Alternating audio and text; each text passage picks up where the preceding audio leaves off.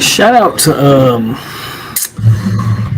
shout out to shoot. What app is this? Restream. Shout out to Restream. They've really upped their music game. They've really upped it. So shout out to Restream. They've upped the music game, man. What is going on, y'all? What's going on? Florida State family, Seminole Nation, and the 863 tribe. I know we were up bright and early this morning, and here we are again. 2 live streams in a day. That first impromptu live stream was just me up, bored, can't sleep. Now I am back on the regularly scheduled programming. We are watching I think this is the Las Vegas Bowl with Boise and UCLA. So I got that on in the background. And man, we got a lot of transfer portal stuff to talk about. As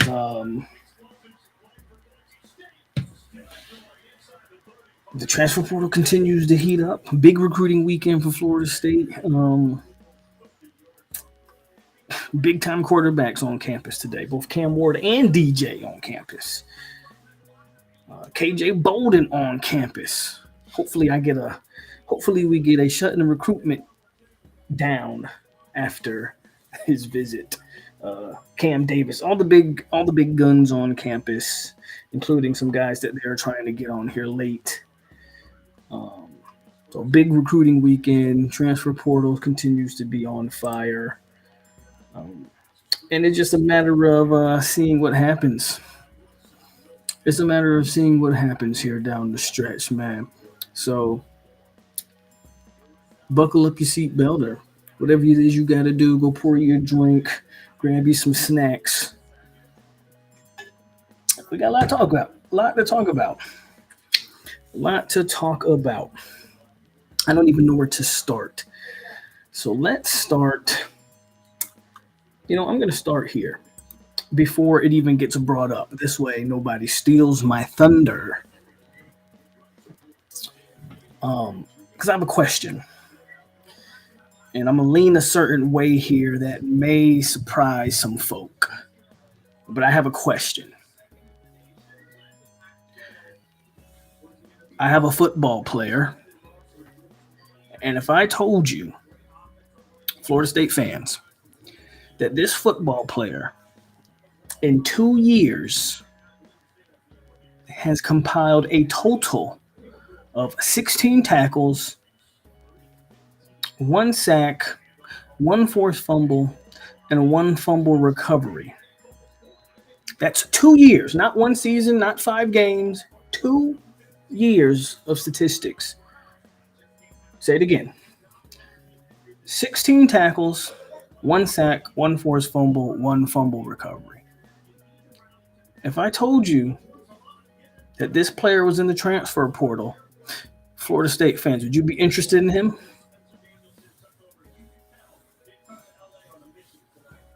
Would you be interested in him?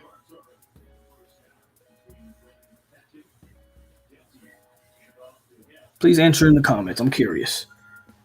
That's stats. Some people might know exactly who I'm talking about by the stats. But those statistics, I'm just curious, would you be interested in that player?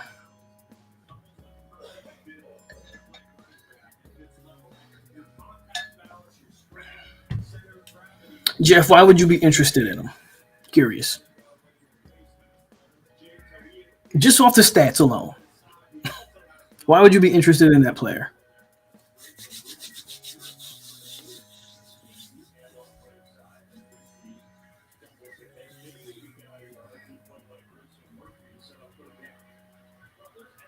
It's not really a trick question. More so of so here's what I'm getting with this question.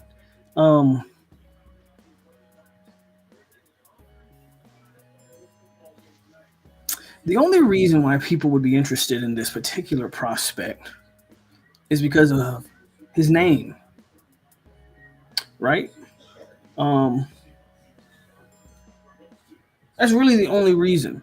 And I'm saying all that to say, how do I say this? There's a lot of there's there's a lot of our defensive line recruiting. Let's just call it for what it is. The defensive end, it's specifically we don't do a, we have not recruited that position fairly well. Now, what we have continued to do is go to the transfer portal and add players. Um, we've added very good players from the transfer portal. Um, there is a lot of. Let me go on the record. I also go on the record and say this. Also go on the record and say this. I'm not telling you that Marvin Jones Jr. isn't a take. I'm not telling you that I wouldn't want him. I'm not telling you anything like that. I mean, you're talking, 6'5", 250-pound sophomore that has had some injury issues at Georgia. Hasn't played a lot of football. This particular year, he only appeared in one, two, three. Hold on, let me see. This past year, he only appeared in one, two, three, four, five, six. He appeared in 7 games this past year. I'm not sure how many he appeared in his freshman year. His stats for this year: 12 tackles, 7 solos, 1 sack, 1 forced fumble. I am, you know how I like to temper expectations when we start talking about certain players, and I feel like you have to play foot. You have to be available. You feel me, to make an impact. So when I look at Marvin Jones Jr., I'm saying, like, he's got it. Obviously, right? You got to get healthy. How does he compare to? Well, he doesn't compare to Jermaine because Jermaine Johnson actually had legit stats as a rotation player at Georgia. So I'm not trying to compare him to Jermaine. I'm not trying to compare him to any one particular player. JP gonna get him right, right. What I am saying is the best ability has always been, will always be availability. I don't care how talented you think a player is. If a player can't get and stay on the field, Robert Scott, Bless Harris, the list goes on, then they don't do anything for you. Um, yes, I would take Marvin Jones Jr. most definitely. At worst, he's a rotation spot. You get him and Patrick Payton on opposite ends. On paper, in theory, should be very exciting. My problem is, I feel like we're putting all our chips in the table on the table for him, because if you look at our recruiting, if you haven't seen, by the way, Armando Blount's mom basically just committed to Miami with him on Twitter. So if you're not paying attention to that, you can go ahead and scratch Armando Blount out of FSU's current class, as his mom just tweeted. I would go, I don't know, roughly 30 minutes ago. Um, Let me see, roughly 30 minutes ago. I'm trying to find it somewhere around there. She just basically got on social media and said her son won't be taking any officials or unofficials anywhere else, and see you in the fall or something, like, or see you come game time. And she tagged a bunch of Miami coaches. So he's gone. You don't have. What is your defensive end room looking like now? Pat Payton, I believe he comes. Pat Payton never even entered the transfer portal, so we talked about that when it happened. Patrick Payton hasn't entered the portal. I don't think he will enter the portal at this point. Whatever was going on there, they have maybe managed a way to soften that or pay him something. But my question becomes, what are we banking on there at the defensive end rotation? And right now, it's Patrick Payton, Jaden Jones, Byron Turner, Gilbert Edmond. Am I missing somebody? Maybe a Dante Anderson. Uh, and you're going to put a bunch of expectation on a guy in Marvin Jones Jr. who hasn't been available to play a lot of football on a school at a school that was loaded with talent. So it's not like he was playing a bunch of snaps and was just getting injured because he was playing so much. Like he wasn't.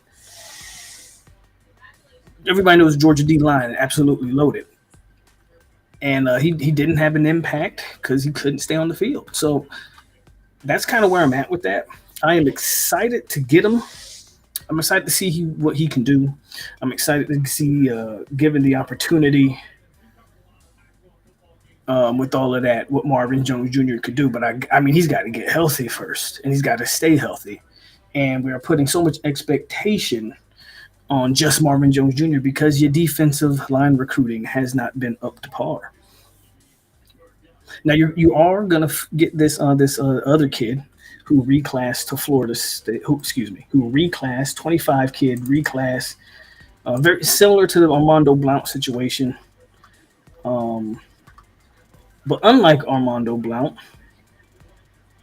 actually, let me pull him up. Williams, is it Amarius Williams? Something like that. I don't know his name. I looked him up. Hold on. What's his name? Somebody put his name in the chat. Amarius Williams or something like that. You know me, I don't follow Amarius Williams. Is this the kid I'm thinking of? Yes, it's the kid. No, that's not him. This is the kid that flipped from Florida. Man, where's the kid I'm looking at? What's his name? Somebody give me his name. Anyway, uh, not Amaris Williams. It's something Williams. Amari Williams. This is Amari Williams. Okay. So you're bringing in a 16-year-old. So again, similar to a Armando Blount situation. Uh, you're bringing in a 16-year-old reclass. But here's the biggest difference between Blount and this kid. This kid's 215 pounds at 16 years old. Blount was 250 pounds at 16 years old. I don't. There should be very little, if any, expectation for that young man next year. Amari Williams, great athlete. I get all of that. There should be zero expectations for him to contribute at all next year. So it's not. Yes, you lose Blount and you pick this kid up, but to me, it's not. It's really not comparable. He's going to take that red shirt and absolutely need it next year, right? He is not going to play next year. I don't believe. I'd be shocked if Amari Williams played next year. So you don't have any instant impact. You don't. I don't know if you're recruiting any D linemen currently that you're going to say or that's going to get on the field for you. So you're going to go really heavy into the portal. I guess Marvin Jones Jr. being the primary guy. I know they were also looking at the Pitt defensive end, Okola. They were looking at the Georgia Tech guy who already committed to South Carolina, a Duke guy who I think committed to Notre Dame. So we'll see. We'll see what they do there at the D line. But obviously, the D line is going to go heavy. Obviously, the D line is going to go heavy with the transfer portal this year. So whether that's a good or bad thing, I'm not saying it's a bad thing. I do like to have options. I do like to have options, and right now I don't feel like we have a lot of options. But let's enter that transfer portal and let's see who is available in that transfer portal. And we'll just start since we're talking D line. I really want to start talking D line. Matter of fact, let's go to edge guys, and then we'll look at. So like all the top edge guys, man, are already committing. Ole Miss has cleaned up on the edge guys. They've got the top two edge guys already committed. Marvin Jones Jr. is the fourth best guy. So RJ Ogben, who I was talking about from Duke, he's at Notre Dame. There just aren't a bunch. There aren't a bunch of options in the portal right now. All the edge guys, the top edge guys in the portal, they're all committed. As a matter of fact, Marvin Jones Jr. is the only one who's not committed. He's the only one. If you go to D line, Ole Miss also got Walter Nolan. That sucks. So you have Samuel. For some reason, this guy's not considered an edge guy, but Samuel Okolo, who I was talking about, if I'm Florida State, keep recruiting him. I think he's going to end up at Miami with his brother, but we can see. We'll see. Hold up, I got a super chat up here. Let me hit that. I've been paying too much attention to the comments. My bad. But let me get the super chat. I just noticed it. Marvin Jones Jr. is only a sophomore, so yeah, it's a lot. Still room to grow and develop. And I don't think Georgia really used him correctly. We'll see what we can do. So I do agree with Jeff on that. Pretty much that last part there. Because I don't think Georgia used him correctly either, Jeff. I think they were standing him up as an outside edge rusher, and I think he needs to have his hand in the dirt. I think Marvin Jones Jr. will be a better player. You get him in a three-point stance off the edge. So I agree with that. I actually wholeheartedly agree with that. And again, I'm not saying Marvin Jones Jr. isn't a take. My question was, if you take the name away, how many people would ask, how many people would want him? But no, I'm with you. I don't think Georgia used him correctly either. I appreciate the donation, Jeff, like always. And I agree wholeheartedly with that last part. I don't think they used him right. Jeff.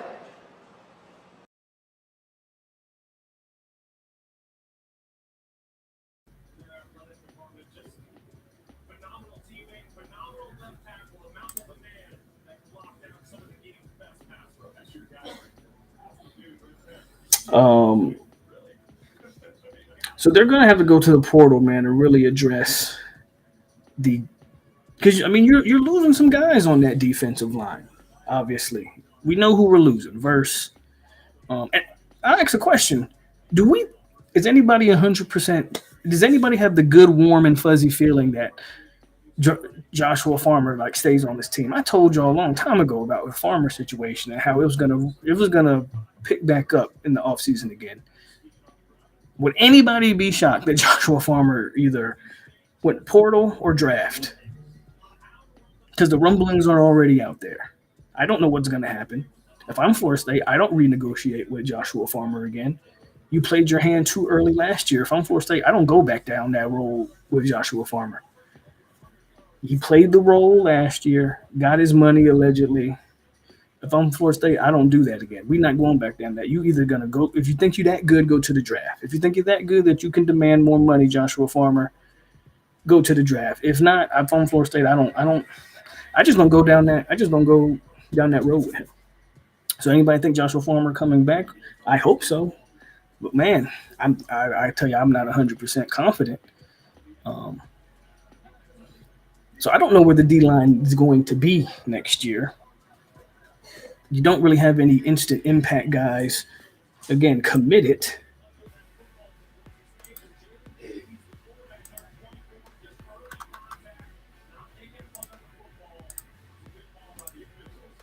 Whoops. Oh, I just lost my transfer portal window. But so what do you do? Well, you got to go to the portal. Farmer ain't going nowhere since Peyton stayed. Okay, we'll see.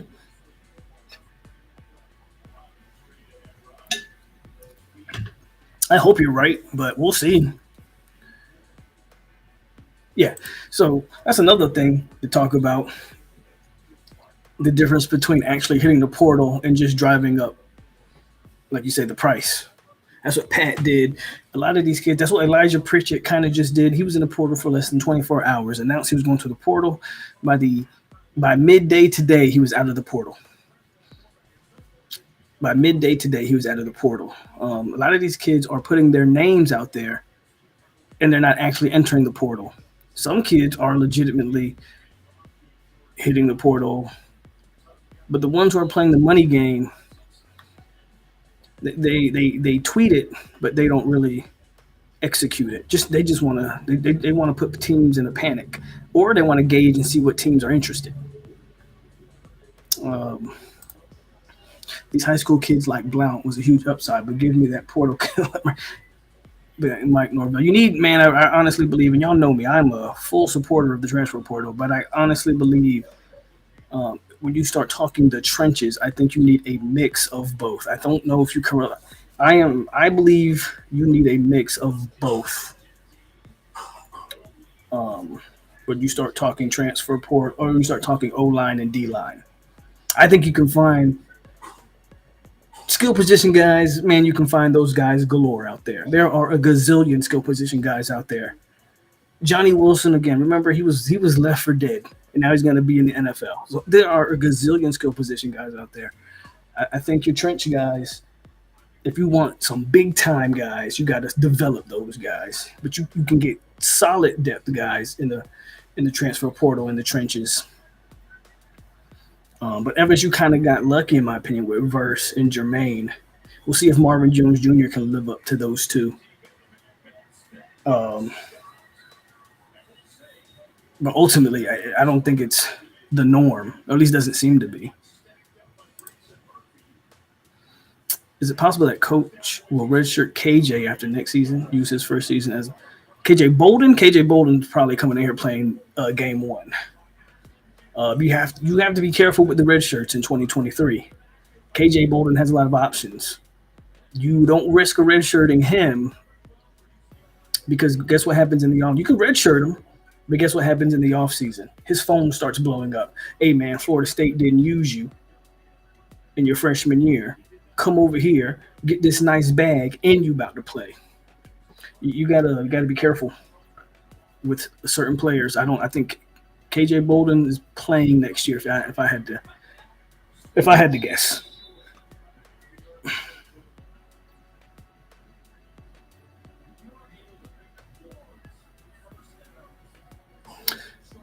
it's a big question mark on the team next year. I don't, but not negatively, but this is not just Florida State. I want to be clear about that. The rosters are. No one knows. No one knows what these rosters are going to be next year. FSU is about to have, I think, either Cam Ward or DJ as your quarterback next year. A whole new wide receiving core. We'll see what they do on the O line. Indeed, I think we'll be fine, but we got to see how the rosters shape up.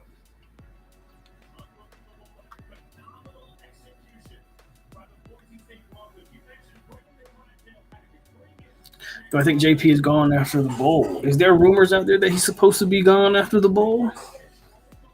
Unless he's being linked to somewhere, I would say no.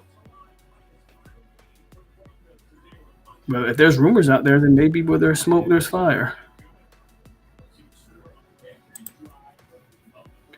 I agree with these to a point, but Farmer. But I would say yes if we recruited top 5 classes the past 4 years. But we haven't, so you might need to negotiate one more time. I wouldn't negotiate with him. That's just me, though. You can't. At some point, you have to draw the line. At some point, you cannot allow a player to continue to set a new precedent every offseason. I understand we want to win, but no, I wouldn't. That's just me, though. I wouldn't do it. If Farmer's worth that much money, then go out there and prove it. Hit the portal and see who's going to pay that much money for you. Here's the issue with what you're saying, Jeff, in my opinion. You don't out-negotiate yourself. If Farmer's worth that much money, hit the portal and go prove it. Show me the school that's going to offer him $500,000 in NIL money because I don't believe it. And I'm not saying he's a bad player, but I don't believe it. So at some point, if you're Florida State, you draw the line in the sand and say, go prove it. Because, yeah, no, I just don't buy it. I don't buy it. How do we feel about the linebacker position? I feel fine. Look,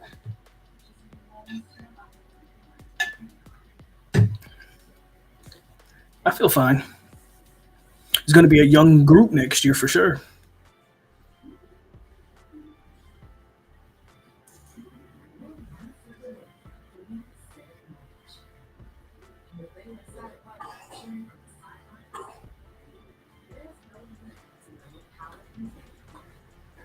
Yeah, I agree with that. We need the Cam Ward domino. If if FSU can pull out the Cam Ward recruitment, if we can pull that out, that to me tells me exactly what the mindset is for next year. You're going for the gusto again, and Cam Ward sets that message because Cam Ward is going to he elevates that team drastically. I don't know the last time FSU had a guy with that with a Cam Ward type of arm talent. Oh, that's number five, folks.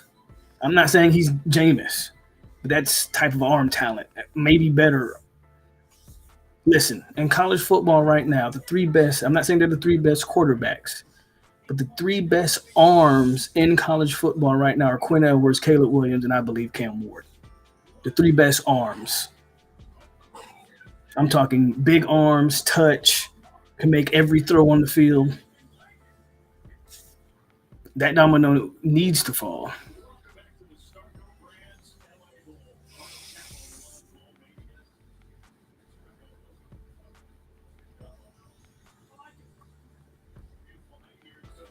Hey, you know I don't disagree. And I think the most damning thing about this isn't all. Personally, I don't think any of this is negative. I just think we're having conversation. But I know how some people are like, man, this is being negative. No, I was just being honest, and we're just having football conversation. But I think the most damning thing about the D line recruiting in general is your D line was absolutely monsters this year. All Americans all across the board, like Jared Verse and even Braden Fisk. I heard someone say Patrick Payton don't get sacks. I think Patrick Payton finished with like 6 or 7 sacks this year. I mean, that's a good number. Joshua Farmer had about 5 or 6 sacks from the defensive tackle position or something like that. I mean, um, your defensive line absolutely ate, and yet you're telling me you can't recruit anybody? I think that's damning. I think that's damning to your position coaches on that line. When your D line can perform up to that level and you can't convince any kids to come be a part of the continuation of a dominant D line.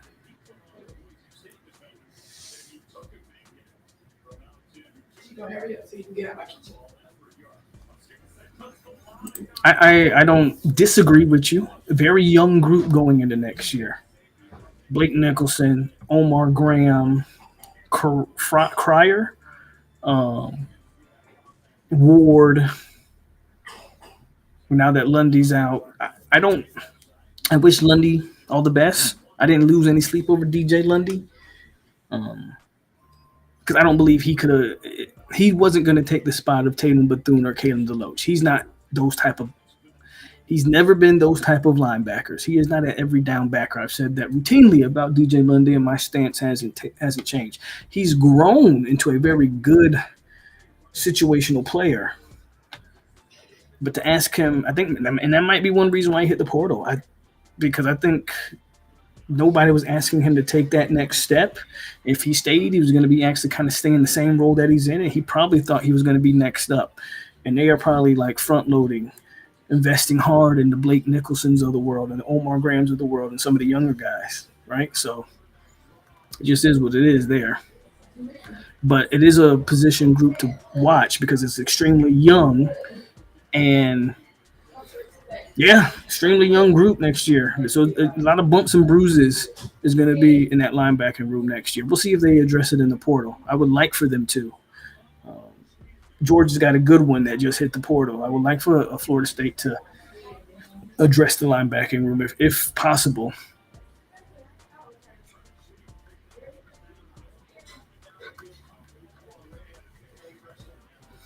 Know the rules with the $10 don't know. He says, word is Mario couldn't get the keys to Hard Rock.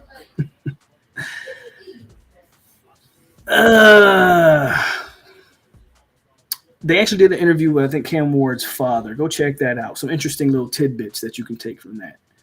Um, One of the big takeaways for the difference between his Miami visit and a Florida State visit, Miami took him to a nice restaurant. They got rose down there to you know um, FSU. What they introduced Cam. You know what FSU did. You know who they brought to introduce to Cam Ward? The playbook. One team is glitz and glamour. One team is standing on business. Mike Norvell and company bought the playbook. So if that doesn't send a message,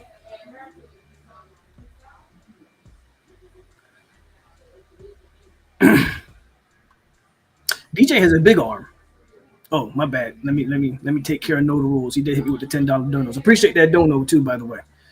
It's speaking of Miami. No. Oh no. Oh no. No. But yeah, DJ does have a big arm. Don't get me wrong. DJ has a big arm. I think I don't know. I think he's not a better passer. Better athlete though, probably than Cam Ward for sure.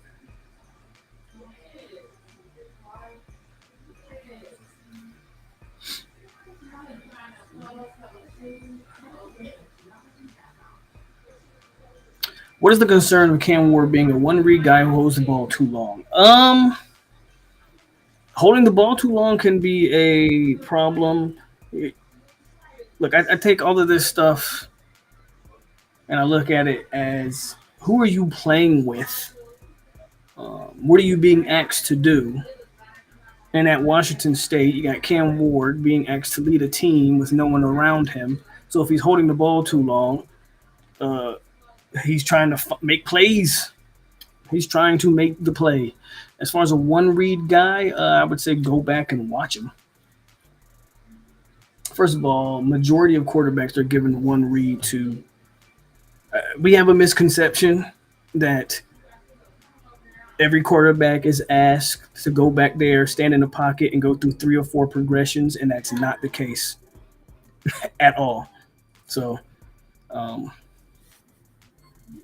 yeah.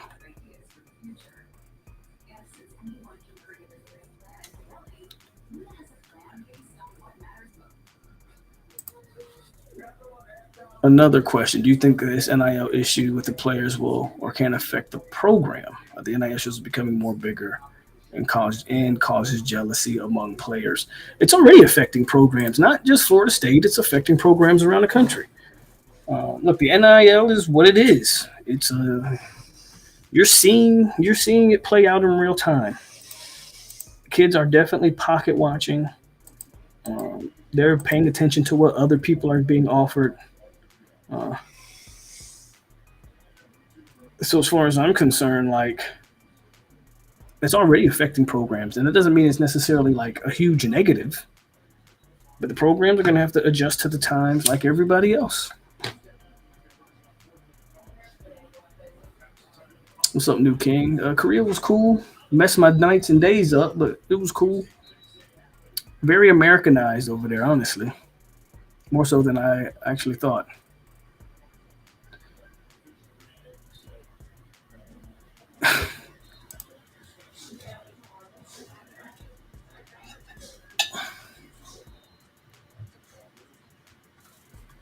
How many portal editions? Great question. I don't have a number for you. I just know they should attack the D line fairly decently. Obviously, they're going to grab a quarterback. They've been shopping around at running back a little bit, so we'll see what they kind of do there. I'm always questionable about the running back position, honestly. Like for me, in my opinion, I feel like you got enough running backs, but I do understand the more running backs, maybe the better. I think they'll add a veteran receiver. Alex Atkins always grabs him an O lineman or two, so we'll see what happens there. I don't think you need to touch the secondary. And again, a linebacker. So you can have, who knows, 10 to 12 additions from the portal for sure. I don't think you need a portal safety. Um, your freaking DB class this year has a gazillion people in it. And KJ Bolden's going to play. You saw what Conrad Hussey did last year. You're bringing back Shaheen Brown. You bring back Ashlyn Barker. Yeah, let the safeties ride, in my opinion. I don't think you need to bring in a safety. No, I haven't talked about the fight video because honestly, I don't know. What is there to talk about? Some guys got in a fight in Tallahassee. I don't really know what to talk about with that video. Not a big deal, in my opinion. Vontae says he actually questions the QB coaching at this point. Tate should be better than he's shown. Duffy should have been ready when Tate went down after being there a year. Well, this goes back to what I've always said, Vontae. In theory, you're probably not wrong. This goes back to what I always say. Everybody talks about they'll take development over recruiting. You have to have players to develop. Tate Rodemaker was not a highly ranked player coming out of high school, so you're kind of getting what you're getting out of that. Big arm kid, but there's a reason why he was ranked where he was. There's a reason probably why AJ Duffy didn't finish his career at IMG. And there was a lot of stuff about Duffy when, by the end of his high school career, there wasn't a lot of positive talk around him. So it is what it is. You got to have players to develop. So for all the people that tell you, man, I'll take development over recruiting any day. You have to have players to develop, man. And we live in a fake world where people think you can just take any old guy off the street, regardless of stars by his name, and turn him into something. Nah, you gotta have you still have to be talented. So I won't put that on the quarterback coaching as much as you saw the development of Jordan Travis because he actually had talent to work with. We'll see what happens with Brock Glenn. I don't take anything I saw from Brock Glenn in that one game. I don't put a lot of stock in that. We'll see what happens with Brock Glenn going forward. And then, of course, you're getting a guy like Luke Comahoe. So you're actually getting some talent in the room. We'll see what happens.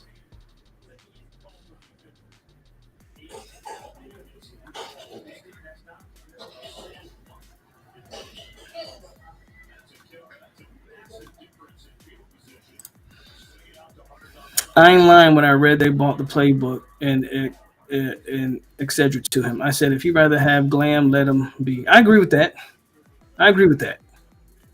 They brought the playbook out there. So if Rick Ross is more important to you than understanding the playbook, go to Miami. No big deal. No skin off my bones. There's nothing to feel about Blount. Blount's mother is already committed to Miami. She just tweeted that an hour ago or so. So there's nothing to feel about Blount. I told people 2-3 weeks ago when all this stuff was coming up about Armando Blount and how he was going to flip back. So nothing to feel. D-line recruiting, you're asking rhetorical questions now.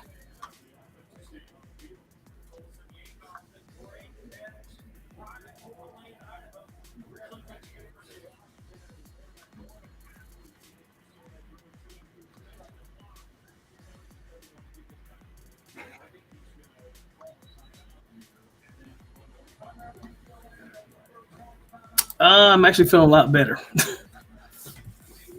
I slept most of the afternoon after being up all morning, so I'm getting there. I'm good.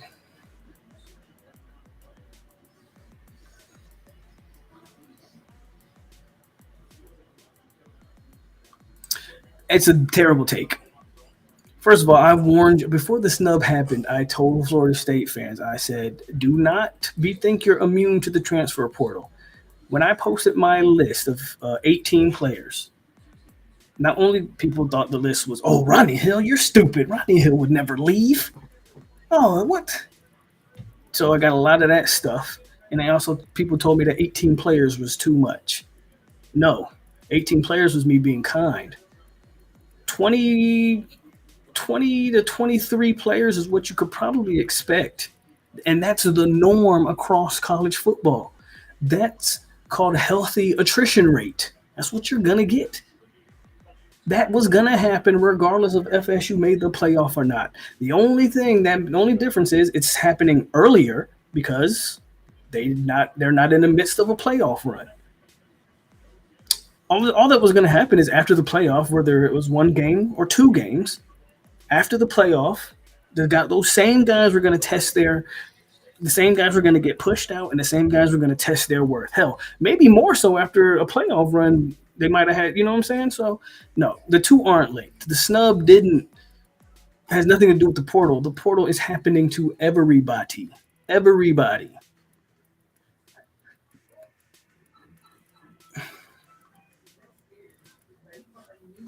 Do I think Tate will transfer? No, I don't. Believe it or not.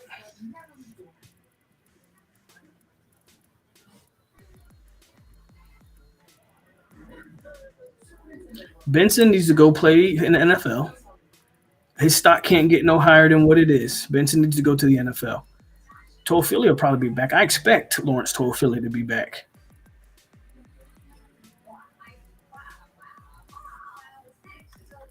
Um,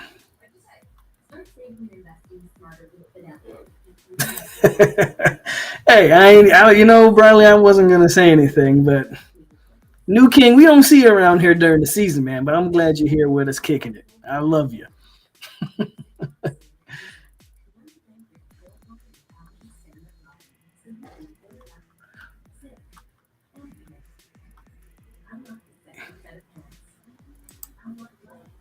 Yeah, I heard about. Is that app up and running? I heard about it. I haven't like. I don't know if is it a thing yet or is it still like in development. What's the deal with that?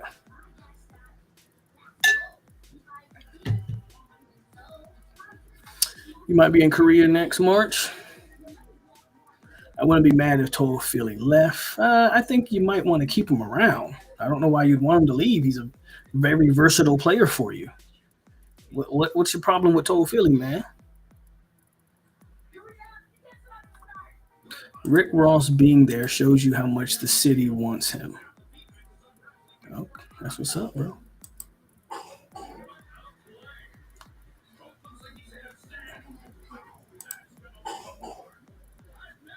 Well, I hope whatever you were dealing with, man, got resolved. And that's in all seriousness. If they were, life happens. Life absolutely happens.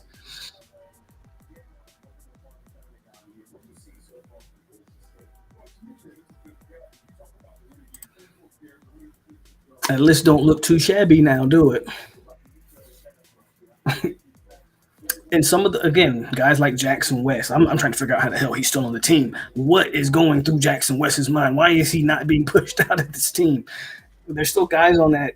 There's still guys that ain't hit the portal that I'm still convinced will. So, but yeah, that list don't look too shabby now, do it?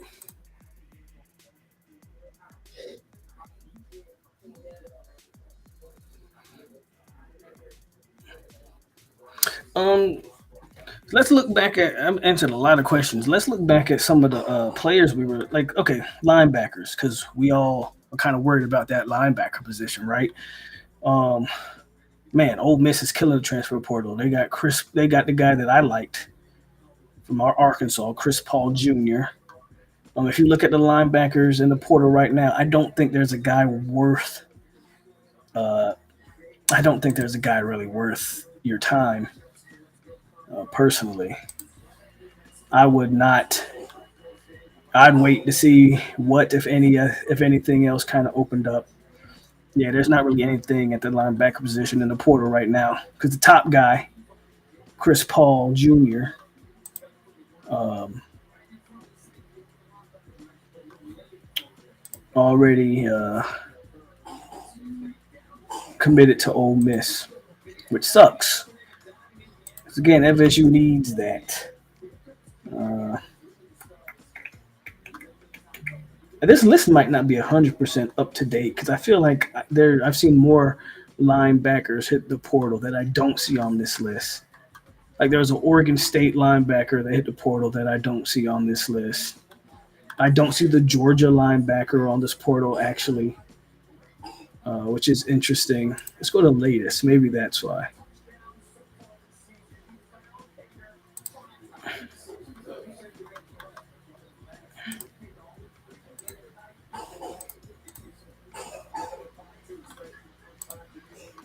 I'd probably be better off going to the On3 website instead of 247 because they don't do a good job with the transfer portal stuff on 247. Um, there's an Eastern Carolina linebacker, but he's 6'2", 195. I don't know. We got Avery Huff. Wasn't he a former Miami player? I think he was a former Miami player. Um, Xavier Sori, that's a guy that FSU should check out.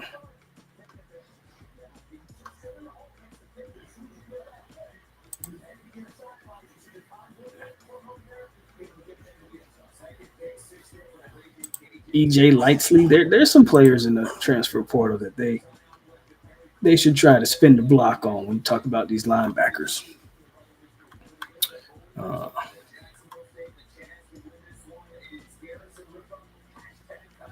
I think he's gonna stay.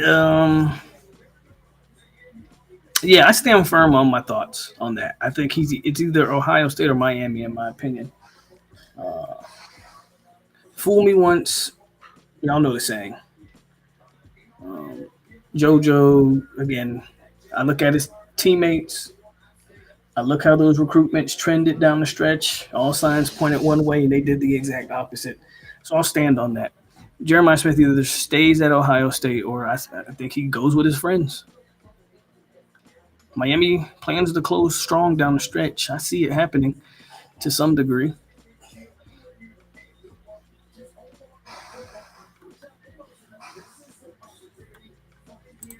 Look, bro, y'all already know. Louisville's actually, yeah, they got Ja'Cory Brooks out of the portals. So that was a great get. I heard FSU had met with him and that there was some mutual interest. I was hoping Florida State, I thought that would have been a good pickup, but nope, Louisville snatched him. So that's a good pickup for Louisville. Um,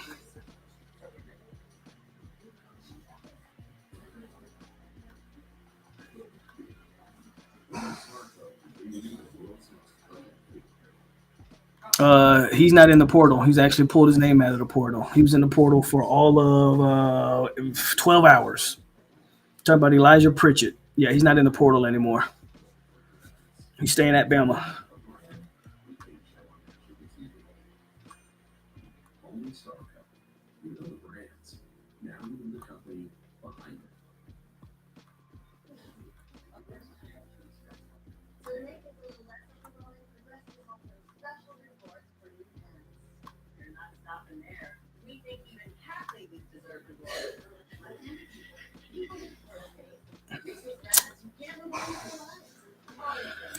He says, whichever QB comes in here, just not going to get the starting job. Unfortunately, yeah, they are. Yes, they are. Because who's going to start in their place?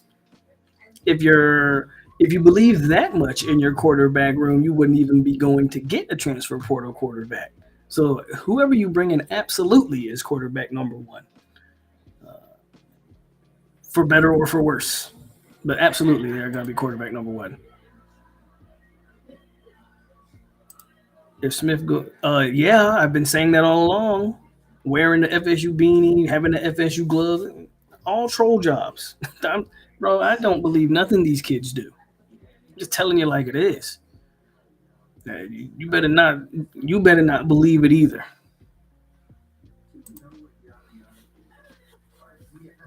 He even went as far as to say he was committed to Florida State in an interview, and we all know that was bogus. So let me go to the On3 website so I can get a better look at some of this transfer portal stuff as we continue to talk transfer portal.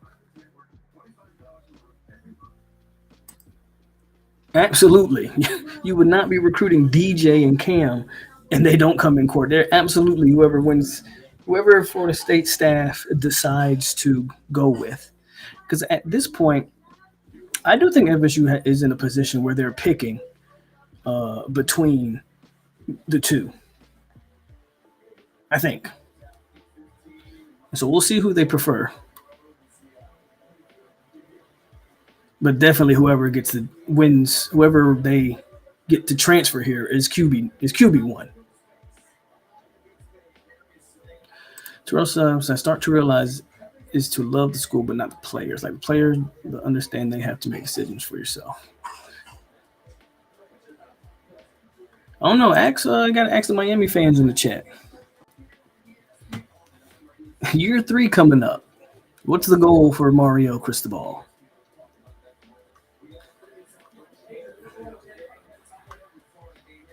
Absolutely. Don't believe anything until pen hits paper. I wholeheartedly agree with that. Uh, Don Chaney Jr. commits to Louisville. Oh, look at that. That's some good. That's some brand new news. Tell you, man, Louisville out here making stuff happen. I better put some respect. I better put some respect on Louisville's name.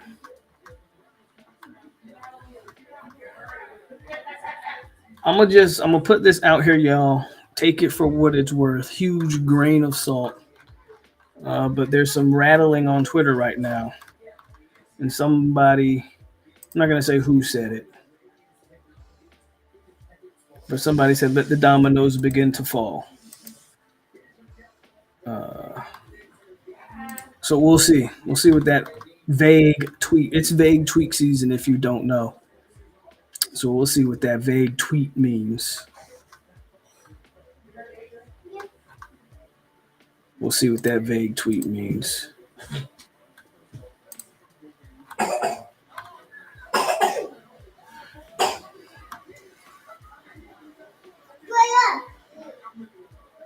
I agree with you. Absolutely. He's done nothing but improve every year. And that's what you can ask from a coach. That's why I don't talk about Adam Fuller anymore. He's done nothing but improve that defense year in and year out.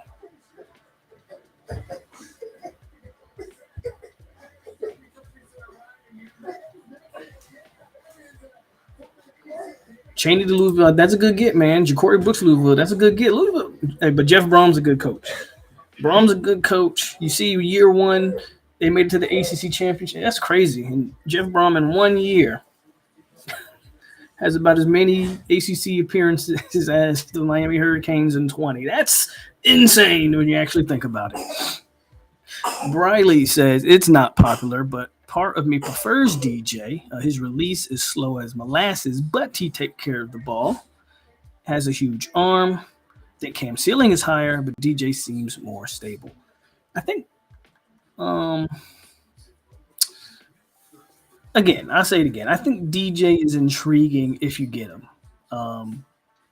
Because of his size. He's got some tools. As a not so great defensive coordinator once said, you know, we don't have a toolbox of scheme. We like to say we have a tool shed of scheme, and DJ brings some tools to the tool shed, I believe.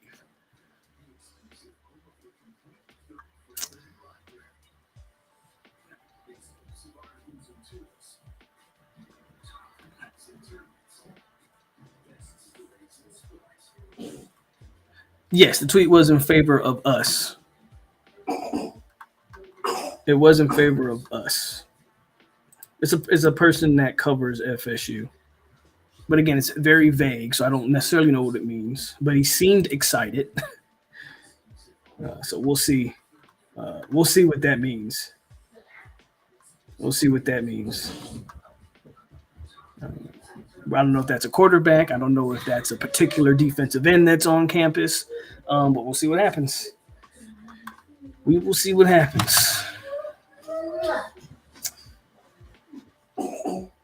I think if you get Cam, I think Jeremiah recruitment becomes more interesting than I think right now. Right now, I think it's a lot of smoke and mirrors. I think Cam can make him reconsider, though. How many kids are we going to lose to the portal in the NFL? Let's look at it real quick.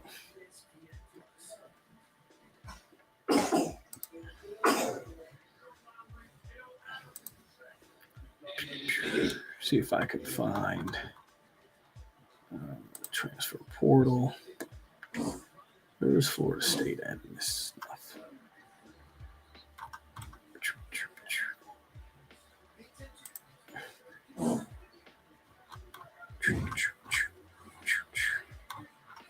Obviously, okay, let's just do it off the top of my head since I can't find some of this stuff. Off the top of the head, you're losing Jarrett Verse, Fabian Lovett, Braden Fisk, Bethune Deloach, Jarian Dent. Who am I forgetting? Who am I forgetting, guys? That's just 7 off defense off the rip. I feel like I'm forgetting somebody else on defense, though. Am I forgetting anybody on the defensive side of the ball? Those are all guys that are going to the NFL, by the way.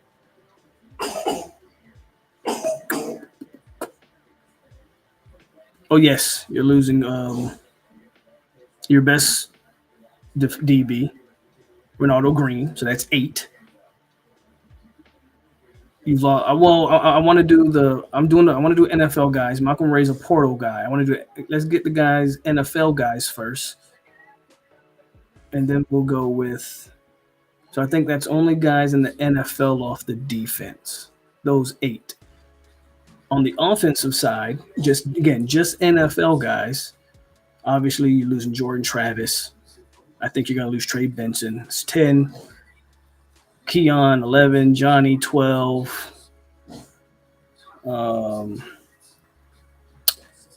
I think Jaheim Bell, but I also would not be shocked if Jaheim Bell came back.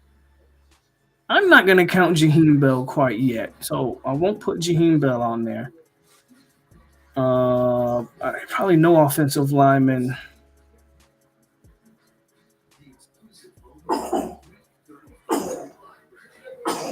So 12 players to the draft. I already said Jarian. I think I already said Jarian Jones. Right? Did I miss Jarian?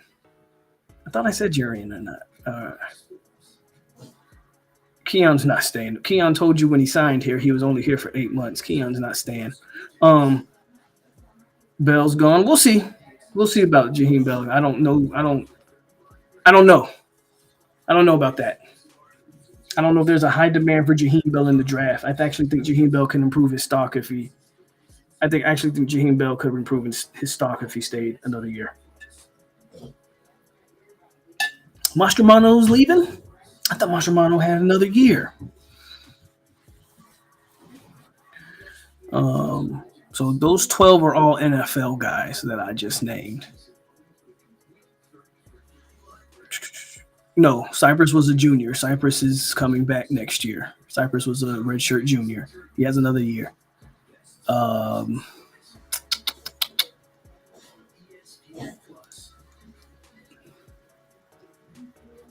Yeah, I think those are just 12. Those are the 12 NFL guys.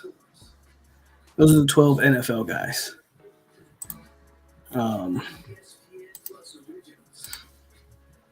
And then, of course, we've already lost 15 in the portal. So 12 plus 15 is what? And there's probably a lot more guys. I won't say a lot, but you're probably going to get another 5 to 6 to 7 guys that are still going to hit the portal. So you're going to lose. Yeah, you probably lose around 30 players. You're probably going to lose around 30 to 32 players. I think Bradley said that earlier, and he probably hit the nail on the head. Somebody said that. Yeah, right here. So you're probably going to lose about 30 to 32 guys when it's all said and done. The combination of transfer portal and NFL. Yeah. Yeah, so long snapper graduates. Even I wasn't even counting a guy like that. So, yeah, you're probably going to lose 30 to 32 guys. It's a good number right there in terms of a good guess, or maybe you didn't even guess it. But no, yeah. No, Fitz is still here. Remember I told you a kicker would transfer? I picked Fitz because I thought he would have, but we did get kickers to hit transfer portal. I just picked the wrong kicker. Again, if you look at my list, that list ain't been looking too shabby.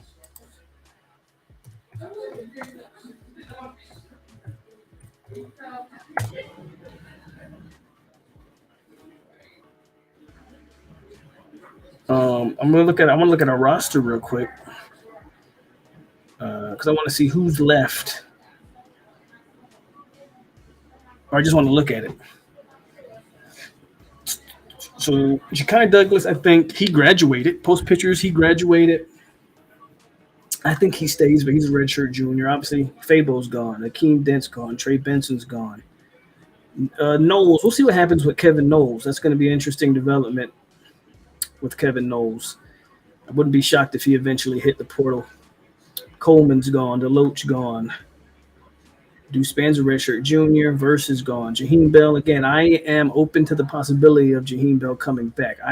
I'm not 100% sure he dips, especially if you're telling me they're going to add another legit quarterback.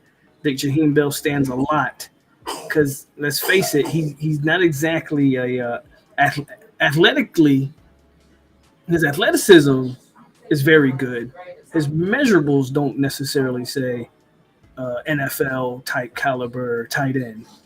Little on the short side. If he can prove a little bit more, he can up his draft stock. Briggs is seeking a 7th year of eligibility. We'll see what happens with that. But as of right now, Briggs is gone. Destin Hill, obviously, he ain't going nowhere. Jeremy Jones is out of here. Ronaldo Green's out of here. Hakeem Williams, we know he ain't going nowhere. Philly, bring him back. AJ's gone. Lundy's gone. Glenn's not going nowhere. Pat Payton pretended like he wanted to go somewhere. His ass ain't going nowhere. Hussey, obviously. Edwin Joseph. Jordan Travis is out of here. Darrell comes back.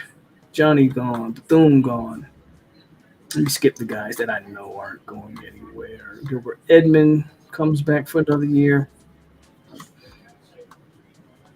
CJ Campbell gone. Fentrell Cyphers has another year.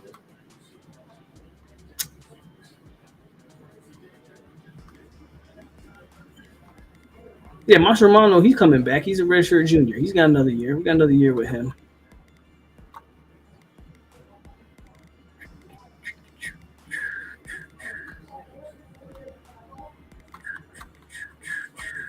Farmer's a question mark. I want to say he comes back, but as we know, with Joshua Farmer, nothing's ever what it seems. But we'll see. Robert Scott. I knew one of those tackles would hit the portal. I picked Robert Scott, but he has 1 year left, believe it or not. It feels like Robert Scott's been here for 10 years. Maurice Smith is another one who feels like he's been here for 10 years. Both of them have another year of eligibility. Quayshawn Sapp gone. Aaron Hester, I'm still shocked that he's on the roster myself. Bless Harris gone. Byers has another year. They got to figure out what they're going to do with that. They got to figure out what they're going to do with Jeremiah Byers. Not saying that you want him to transfer, but I'm talking about where he's going to play on the O-line. I don't know how much you got to watch to see that he's not an offensive tackle. So they got to figure that out. Roddick gone. Dimitri Emmanuel gone. Keandre Jones has another year. Darius Washington, another guy who feels like he's been here for 30 years, has another year. Like, just based off that alone, like, Darius Washington, ACC first team All-American, as a rotational player, really. Jeremiah Byers. Look at the two play, and you tell me who deserves to be on the field. Darius is a better football player than Jeremiah. You have to figure out what you're doing with that, because you can't keep convincing me. Like, it would not shock me, and I don't want this to happen. If they're not giving Darius Washington a fair shake at starting next year, he has every right to enter the transfer portal, in my humble opinion. First of all, Darius has been the most valuable offensive lineman for the last 2 or 3 years, really. Because he can play every position on the O-line. Because he's unselfish. Because he comes in whenever he needs to and plays everything from center, guard to tackle.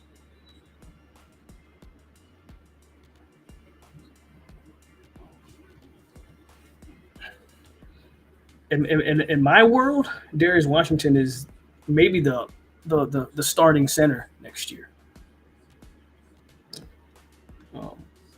And in no way can you convince me that Jeremiah Byers is a better player than Darius Washington. Joshua Burrell. Did Burrell already hit the transfer portal, y'all? If he hasn't, I don't know what he waiting for either. Marcus and Douglas Biscuits hit the portal. He's going to play for Kenny Dillingham. Speaking of Kenny Dillingham, he's killing it in the transfer portal. Shout out to Dillingham. He's out there killing it in the transfer portal. Tafasi. Isn't it interesting that a guy like Tafasi, who everybody said was the next Corey Simon, hasn't found a home yet? Isn't that like interesting to any? Is that interesting to any of y'all? Because it's real interesting to me.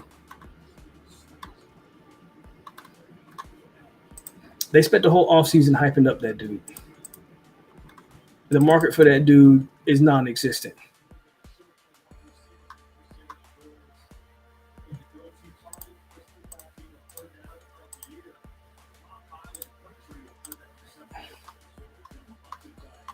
Daniel Lyons, I expect a big year from Daniel Lyons. I expect a big year next year. Watch, if you don't know, you should all know who 95 is. Watch that name. I expect a big year from Lyons next year. I really do. That's like, I'm just going down the roster, by the way. Max Larson has hit the portal, by the way. That's one of the kickers that's gone. And so has Malcolm Ray.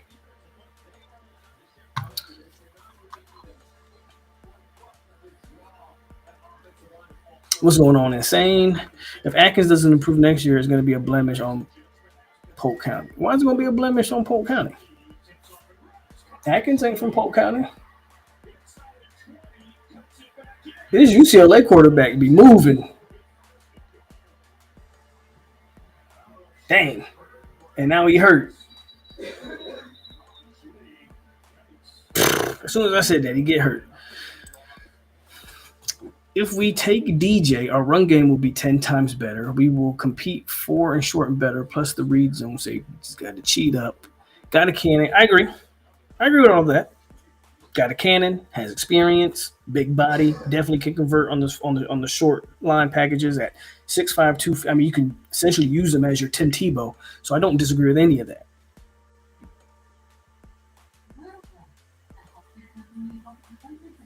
He said Burrell got mom. Got it. I feel the same way about Jackson West. How the hell is he still on the team? Fossey has all the tools and none of the discipline. No? Burrell left a long. Did he? No, he didn't. Josh Burrell ain't leaving no long time ago. Let me look that up. Did Josh Burrell hit the transfer portal? I'm finna look. I'm finna look. I mean, you could be right. I just don't remember his name hitting. As I scroll.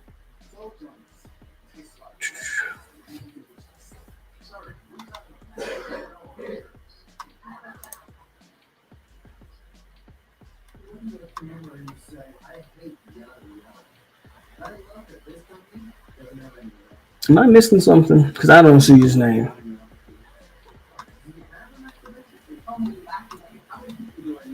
Here, let's do it this way.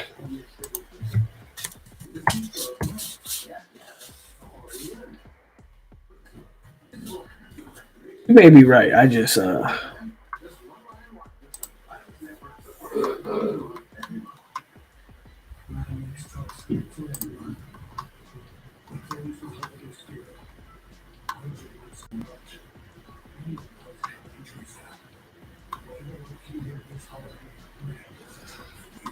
yeah, I don't see his name listed.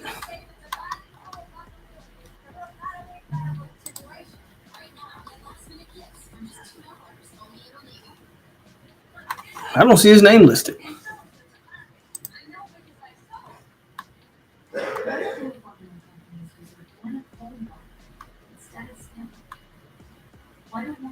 I went to North Korea, homie.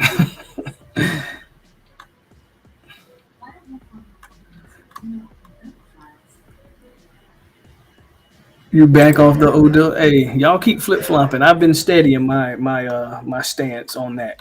I don't even bring it up anymore. Y'all, I don't even bring it up anymore. Y'all know how I feel about that. Burrell's still on the team. That's what I thought. Burrell's still on the team. I don't know where everybody got his information from on that one. Um,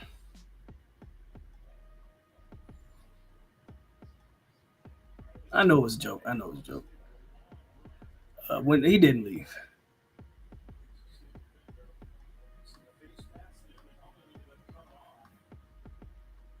So yeah, um, Burrell's still on the team.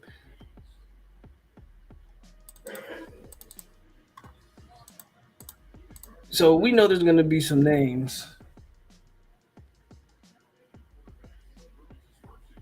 Is this another quarterback for you? Yeah, I mean that guy just got hurt. Sam McCall is still at Texas A&M. Um, I mean, I don't think he hit the portal. But if I'm McCall, I mean you're gonna get to play for Elko. So make the most of that. Make the most of that. Um,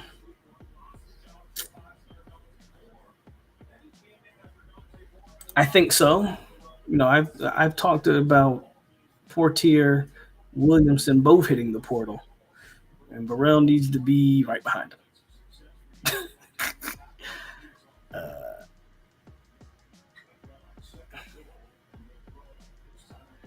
Well, I think DJ's more obviously when you're 6'5", 250 pounds, you are more um, durable than Jordan Travis. So I think I'm not too worried about that.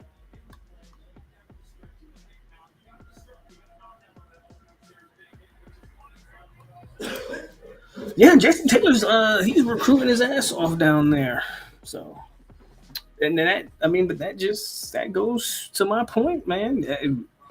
You saw look at our DB recruiting. These the same way that Jason Taylor is getting these defensive. I mean, who doesn't want to be coached by a Hall of Famer? Same thing with Pat Surtain. These DBs want to get coached by Hall of Famers, by all timers. JP need to go. I'm not. I don't know who's out there. To be fair, I don't know if you fire JP, who you bring in. But at some point, we have to make a move. I think on that defensive line recruiting. Um, yeah,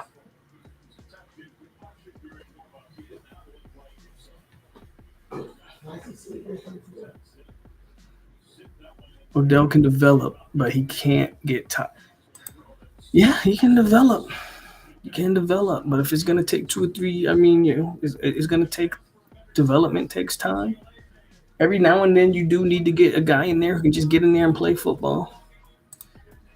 Sam's decision to transfer might have been detrimental, but maybe Elko gets the most out of that. And then, Elko might be a better.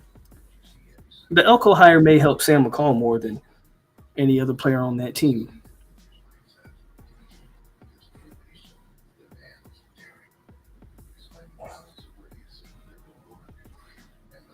Our production doesn't warrant getting rid of JP, but our recruiting does. So I get it though. What do you value more, on-field production or the recruiting aspect of it? Right? I get all of those things. Um, yeah, JP's been very fortunate to get Jared Verse and Jermaine Johnson.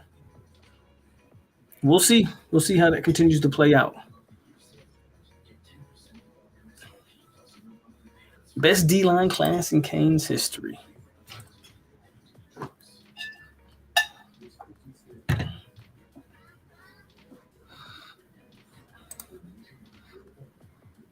Just wish his recruiting was much better because I think he's a good coach.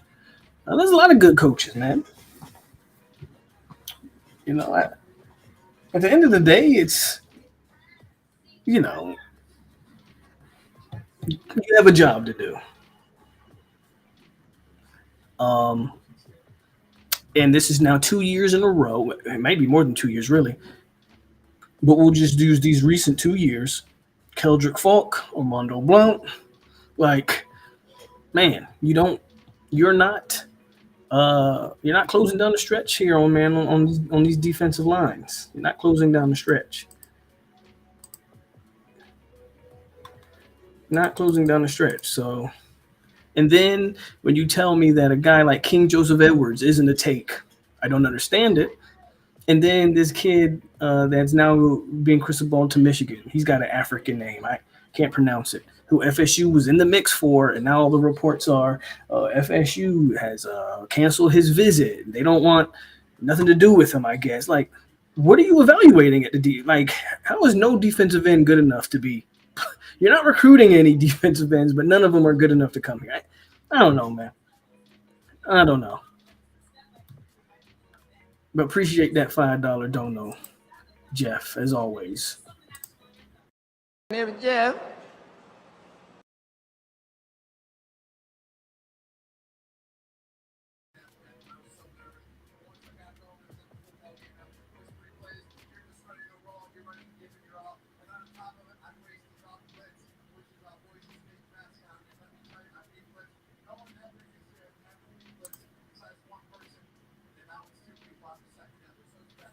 I think let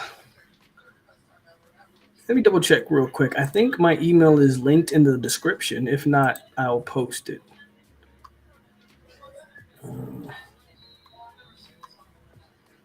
I need to start probably putting it in the description. So my email is not in the description, just my Twitter handle, Facebook. Okay, I got you. So he's reclassified to 24. Again, that's a good get, but you're talking about a 16-year-old who's 215 pounds. What's the expectation for him?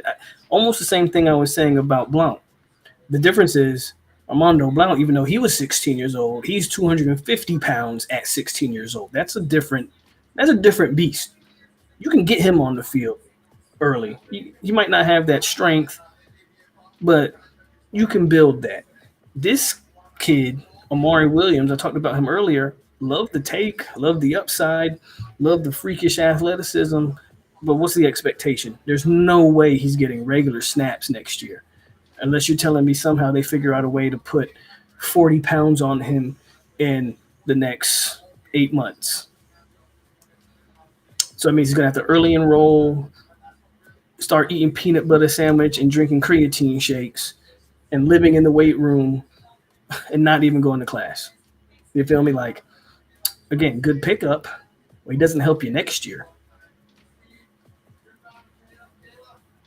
Right? He doesn't help you next year. So he'll need the Lamont, he'll need the Pat Payton treatment. He'll need the Lamont Green Jr. treatment.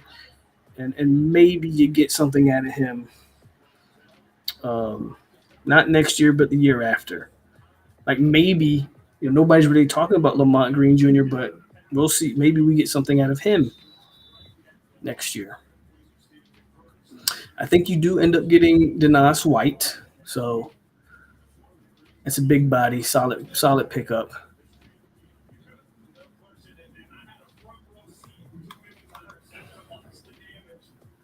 Verse Peyton Johnson, I'll take that. When is Cam Ward deciding to look like both in-state schools are waiting on him? No, we should find out here shortly.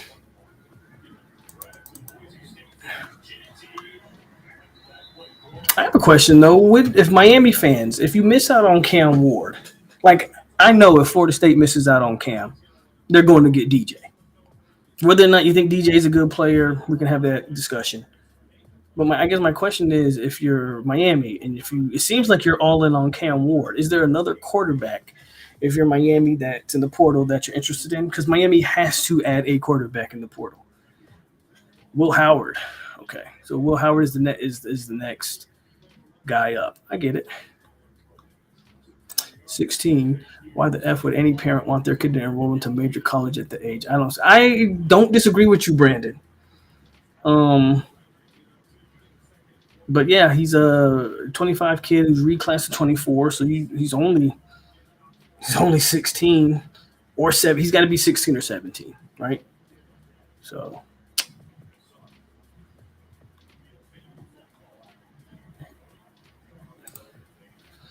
here's the thing: if we us nobody's are in the online chat complaining about their D line recruiting, I'm dead certain the coach making 8 mil a year is well aware of the on field talent situation.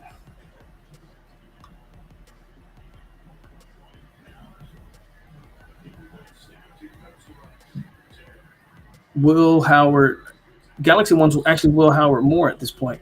Will Howard is gone. He already committed. Did Will Howard? I think Will Howard. That's a great. I don't actually know that, but I do have my glorious transfer portal tracker here open. Let's see. Let's go to QB and let's go to top uh, QB. Damn it. Cam Ward is number one according. This is on three. I switched websites. Will Howard has not committed to anywhere. However, it is looking like USC is in the lead for Will Howard. Just like if you look at Cam Ward, according to On Three, they have Miami in the lead for him.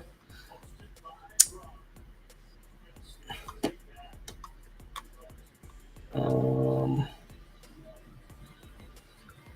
but a lot of this isn't accurate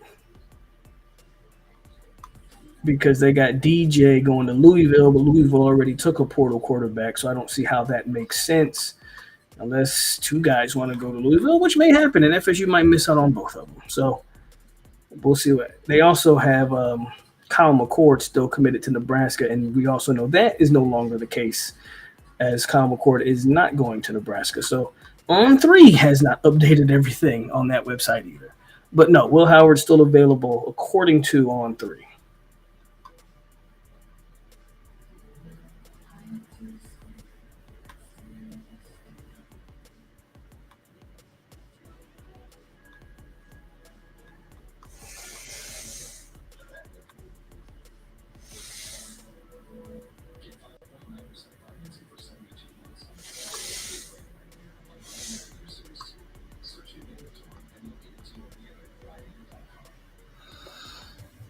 So yeah, so we'll see. Miami has options, and we'll see where these quarterbacks end. I think Cam Ward is the major domino. If once he falls, you'll see where a lot of these other quarterbacks go. Right. So again, let's say Cam Ward goes to Miami. Will Howard probably ends up at USC. DJ ends up at Florida State. All these dominoes start to follow. And if Florida State gets Cam Ward, then I don't know where that leaves DJ, but then Will Howard probably becomes the focus of Miami. And again, I don't know where that leaves DJ because right now, again, Louisville already took their guy. But Ohio State, I think, still needs a quarterback. So maybe they would spin the block on DJ.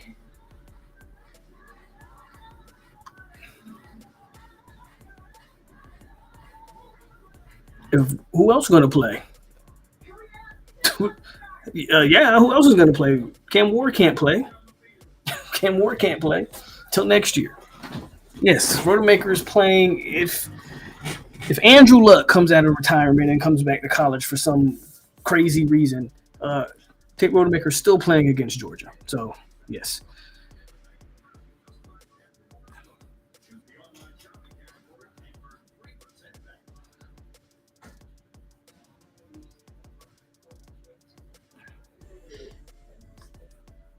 New King says, who wins more games next season, Florida Gators to Colorado? I got to go Colorado. The Gators' schedule is absolutely. I think they opened the season with you guys, with Miami. They have Texas on that schedule. Um, I got to go Colorado, just for the standpoint of Florida's schedule is abysmal. Like, yeah, I'll go Colorado all day.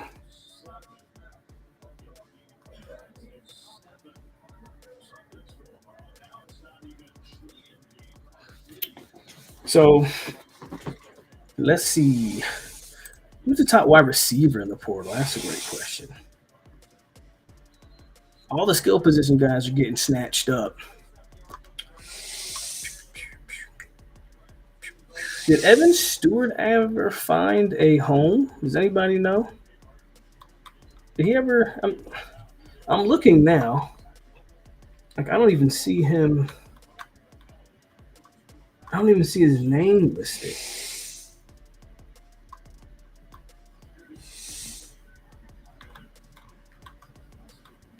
I think Kobe Young went to Penn State. I don't even see Stewart's name. Or it's rumored that he was going to go to Penn State. I don't know if he actually. Yeah, there's no Keon Coleman so far. But you got to remember also, Keon Coleman didn't enter the portal till late last year.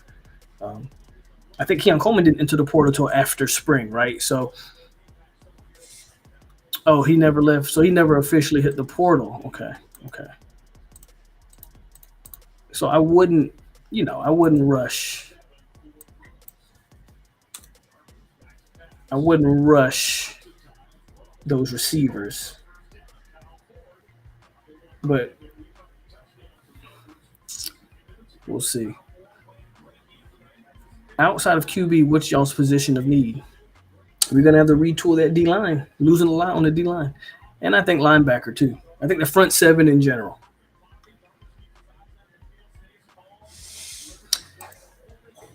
Have we had anyone transfer from FSU recently that has succeeded? What is your definition of success? I guess would be my question.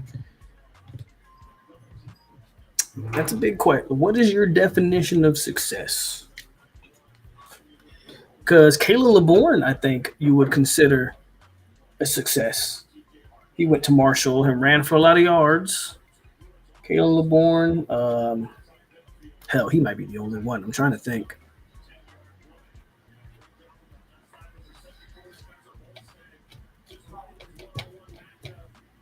I don't know what Gainer. I don't think Gainer did all that much, honestly. Let's look up Amari Gainer's stats. Let's do that. I don't think he did. I think Gainer had like one good game, if I'm being honest with you. But we'll look it up. Amari Gainer, North Carolina linebacker. Amari Gainer finished the season at North Carolina with 24 tackles, 2.5 sacks. No forced fumbles, no interceptions, no fumble recoveries.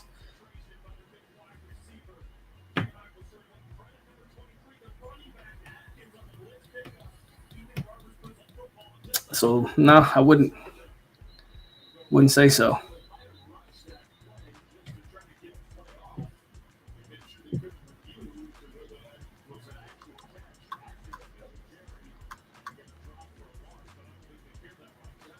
Do you know English? So yeah, I think the only guy I can think of is Kalen Bourne.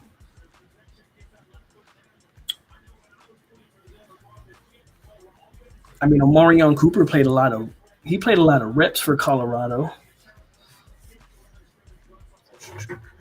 Oh, Zane Herring. Zane Herring played extremely well for the USF, actually. You got to give Zane Herring a lot of credit. He played very well for USF this year.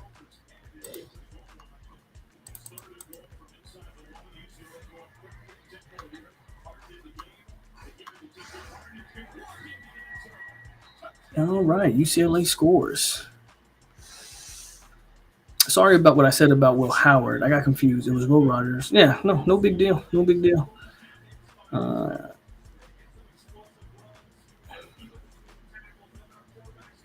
Good luck to him. I don't have any issues. I don't think a Florida State fan should care where Trayshawn Ward's playing at this point. He didn't play for you last year. Hey, good luck to him. I don't have an issue with Trayshawn Ward going to Boston College. I think Trayshawn Ward was a guy. I say this with no knowledge. I don't think Trayshawn Ward left willingly. I think FSU just saw the room and decided to go with the younger talent.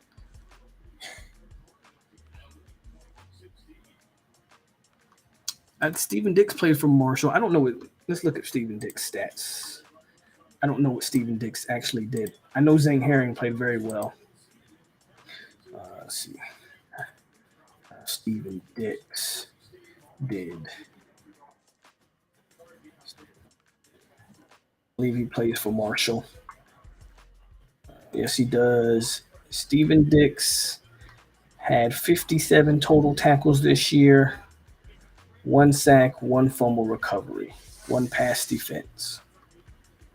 Solid, solid season.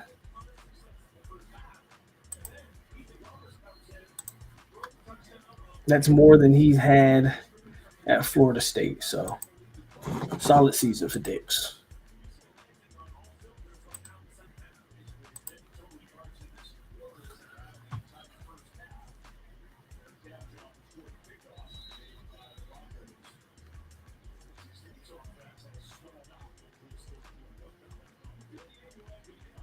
Yes, it does. The Blount situation reminds me of you can Chris Parsons situation. Who is the safety whose dad wouldn't let him? He ended up, I think, ended up going to Penn's Nick Cross. Do you remember that recruitment? I agree. Anytime, look, fans, excuse me, parents are allowed to do what they want with their kids. But anytime you see, in my opinion, parents acting as if this is their recruitment, to me, it's always a red flag. I shout out to Blount. I honestly hope he has a great future or whatever. Um, I just cringe whenever I see parents get that involved. The kid didn't even get a chance to decommit from Florida State. Mom just got on Twitter and said, "Nope, we're done. We're not taking any more visits. See Miami in this fall," or whatever she said. These parents are funny, man.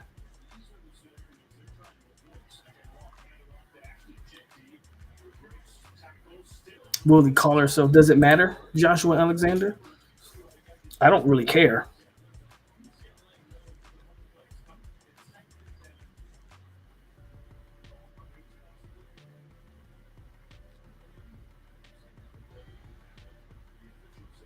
He plays at Mississippi State, if I'm not mistaken. Cross went to Maryland. I wonder how that end up for him.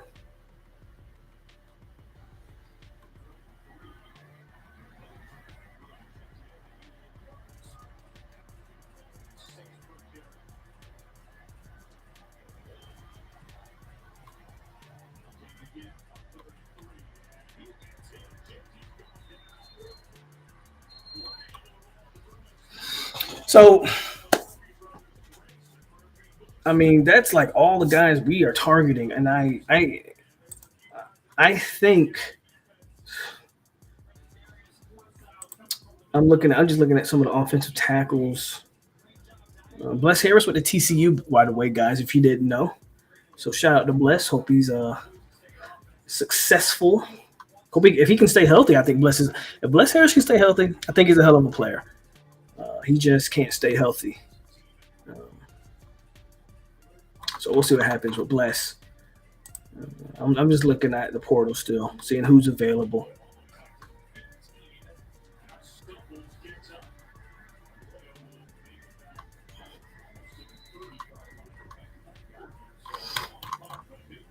See if FSU's involved in any of these big time matchups.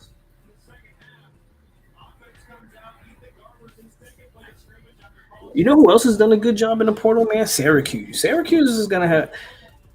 I listen. Y'all know I want out of the ACC, but if Louisville and like seems like Syracuse, man, if they can up the ACC product, that drastically helps. Syracuse has done a decent job so far in the portal.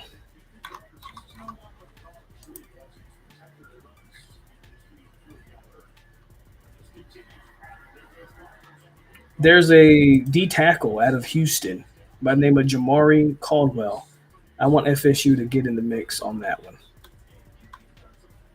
I think that's a good defensive lineman to add to your rotation. The Colorado State kid. Talking about Grady Kelly, redshirt sophomore. So he's a young player. Let me look up him. Let me look him up because what I'm seeing, I'm not. Let's look up. What's his name? Grady Kelly. Grady Kelly, Colorado State. He is listed as 6'2", 285, out of Florida.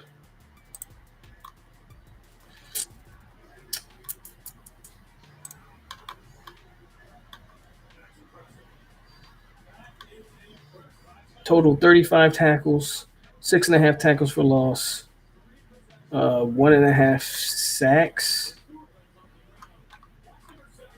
I'll be honest with you. I would pass on 6'2", 285. If he was built like Fisk, I'd be more impressed. Braden Fisk was all of 6'5", 300. 6'2", 285. With those numbers at Colorado State, nah. Like, at least Fisk dominated at Western Michigan. Like, Braden Fisk dominated. I don't really see it. Now, granted, I haven't watched a lick of tape on him, just looking at stats. But the measurables don't speak to me, and the numbers are kind of like, okay, solid numbers, but Daniel Lyons can do that. KJ Sampson can do that. I think I would pass on him personally. Just me though. Just me.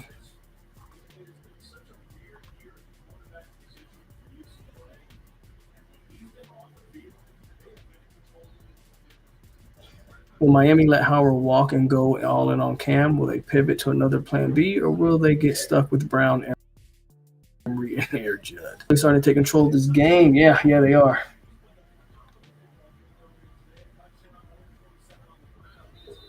I think there's a good chance he stays in state. I think there's a good chance he stays in state. So I would take Buddy out of Houston. Yes, Duffy went to San Diego State. Shout out to Duffy. Hopefully he can have some success there.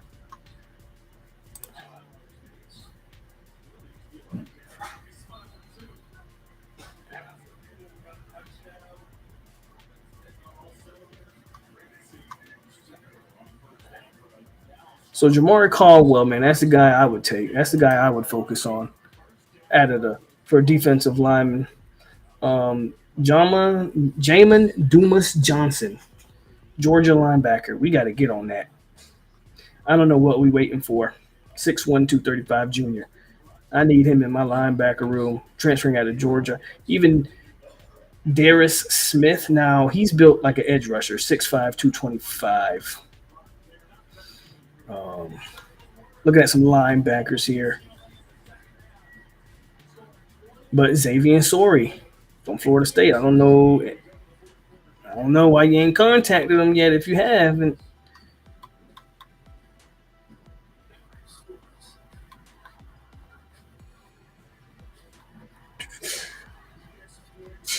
EJ Lightsley. Didn't FSU? I feel like FSU recruited Lightsley out of high school. I feel like they recruited him. Another Georgia linebacker. So Georgia's losing like 3 linebackers to the portal. I think FSU can get in on one of them guys, man.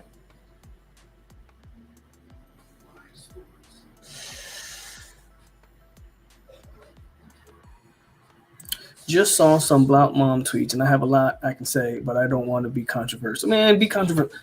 Bro, if you didn't watch me this morning, let me give you my talk. Let me give you my talk. Give my talk real quick about these players and their parents. And I think you did watch me this morning, Brandon, but if you didn't, I'm on the side of the fan. The parents are not allowed to get on social media, tweet at people, and then expect no response. I'm sorry. You do not have the right, or the well, you have the right. You don't have the you're not immune to any lashback as a parent, especially when a lot of the fans are paying for your kids' NIL. Like I said this morning, man, if you donate in your 10.99 a month, or your your 9.99, or your $10 a month, you can say what the hell you want to say to these kids and these players. And these people that tell you, "Oh, just mind your business." That we call them kids, but you're no longer in the business of being kids anymore. You're in the business of grown adult decisions, and with grown adult decisions comes grown adult consequences.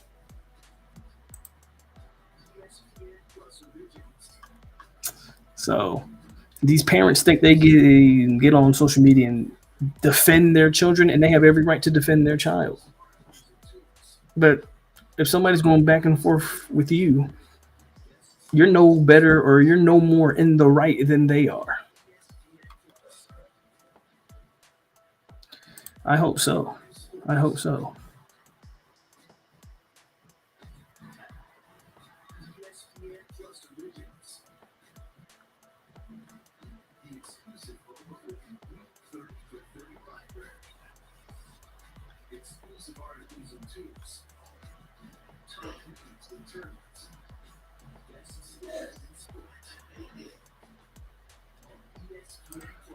Speaking of NIL, did you see that the Battle's End went from less than 1,500 members to over 5,000 members since the snub?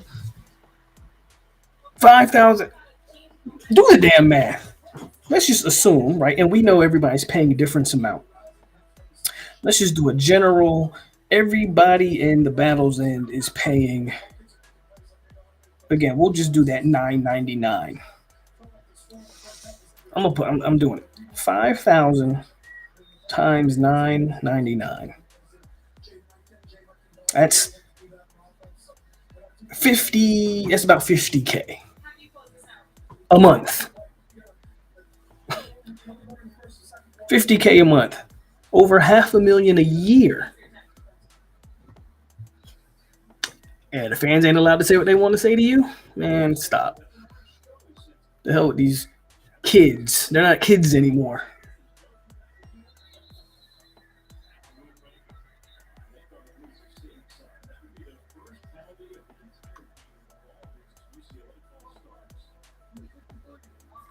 If you're talking about Amarius Mims, he absolutely played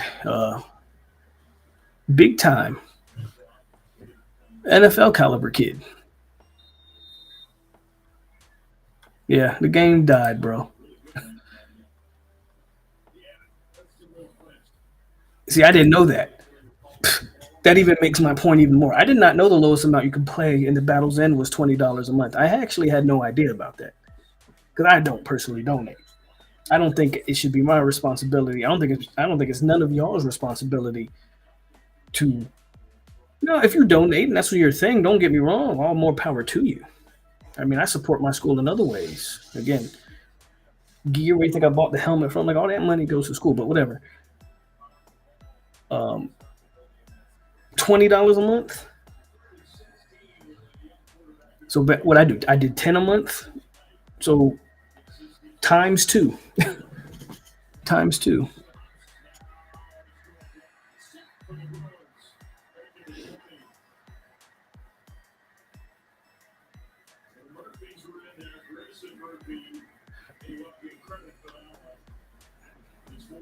But basically, I mean, we just call it what it is. We always love to say these kids, man. These are employees. These kids are making more money than the middle class worker in America. Period. These kids are making more money than the middle class worker in America. The people that kind of drive this country. And you don't think these people are going to have something to say? And everybody wants to shoot down? No, no, no, no, no, no. If anything, I'll speak for the fan. And I said it this morning, and I'll say it again. To hell with these kids and their parents. They have a right to want the money. I'm not mad at them for wanting more money. I'm not mad at them for making their money. I love it that the kids have more options and more chances to make money. But then you don't get to tell us, mind your business. Don't speak on our money situations. When we pay in your pocket, we the one putting the money in your pocket. We're the ones putting money in your pocket. Those that donate, by the way. So as far as I'm concerned, you want all the benefits that come with NIL, and you deserve every bit of it because these schools have been making boatloads of money off y'all for a long time. Y'all deserve every dime you get because ultimately we sit here and watch the game for you, the player. We watch the game for the player. You deserve every cent. But it's time to get some thick skin and stop tweeting at fans because yes, fans are stupid. Fans are absolutely idiots. Get off of social media. You're making more money than all of the fans. Who cares what the fan has to say? But if you choose to go the back and forth, well, whatever. But I don't have a problem with the fans voicing their opinion at this point.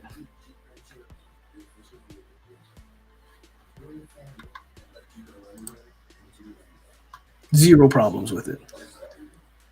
And I feel even more so for the parents. Some of these parents aren't too much older than most of y'all in the chat. These parents are a bit delusional as well.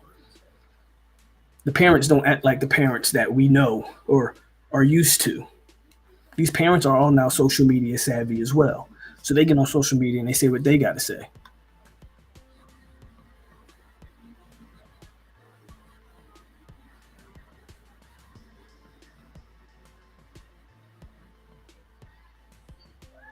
Of course, the schools are funding some of these collectives. No one's naive to think not.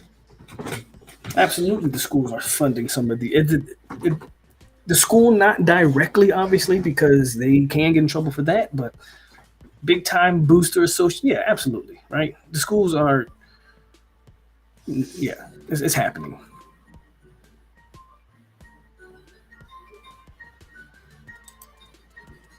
We're not losing any recruits unless you want to count Blount as a loss, which is fine. And again, those two aren't linked. But Scott, you can have your opinion.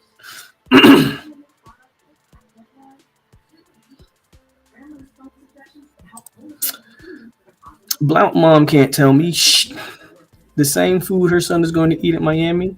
I make that food delivery at Miami twice a week. If I don't come, they don't eat. I hear you. I hear you. Question. Let's say the Big Ten hypothetically changes their mind and backs out of adding uh, Florida State, I think is what you tried to type there. But we typed for a state, but backs out of adding Florida State. Would you be okay with following Miami and Clemson to the Big 12? That's actually a solid question. What do y'all think? Would y'all be okay? Ultimately, no, because the money's in the SEC or the Big Ten. Like that is a proven fact. Go look at it. The money is in the SEC or the Big Ten. That's where the money is. That's where all the big time college football programs are. Texas, Oklahoma, USC, UCLA for that matter, Washington, Oregon. All of the big time schools are in either the SEC or the Big Ten. So my answer to that is no. You need to find a way into one of those two conferences. If the Big Ten doesn't want to talk, you need to get the SEC on the phone. Moving to the Big 12, in my opinion, doesn't cure or solve anything. You have to be in one of the two major conferences. Have to be.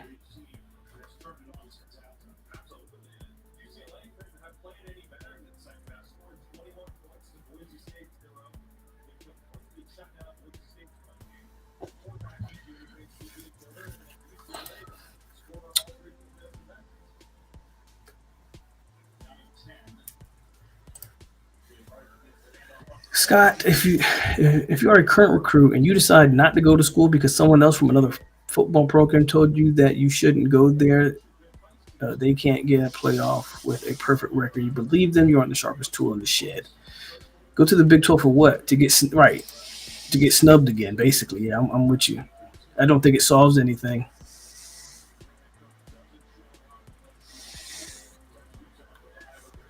No, it's not about winning the conference. As you see, it's about getting the money. Big Ten and SEC is where the money's at. You need the money to compete. You need the money to build your facility. You need the money. You need to be in one of those two conferences. The Big 12 doesn't afford or allot you that. Sure, you can go win the conference, but FSU just won the ACC and got snubbed, right? So no, you got to go to the Big Ten or the SEC. That's just where it's at. Hey man, that's the nature of the business.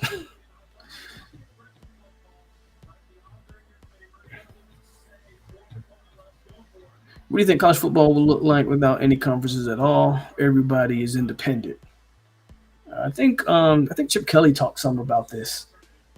I don't hate the idea. It's an interesting concept. Do you think the Big Ten, if they add schools from the ACC, would be more of a package deal? FSU and Clemson or FSU Miami?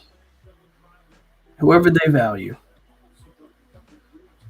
Whoever they value. Me personally, FSU and Miami makes more sense than FSU and Clemson, in my humble opinion.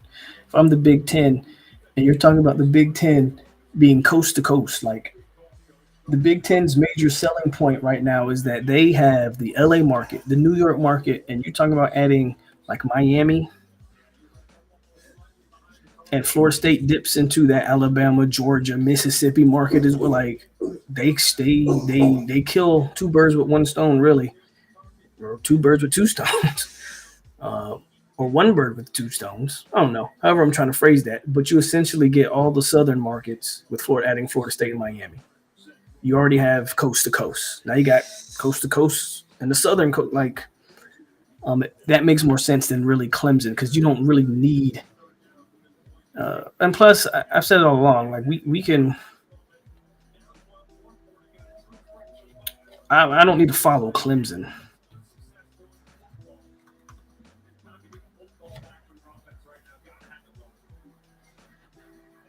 Yeah, I don't agree with it.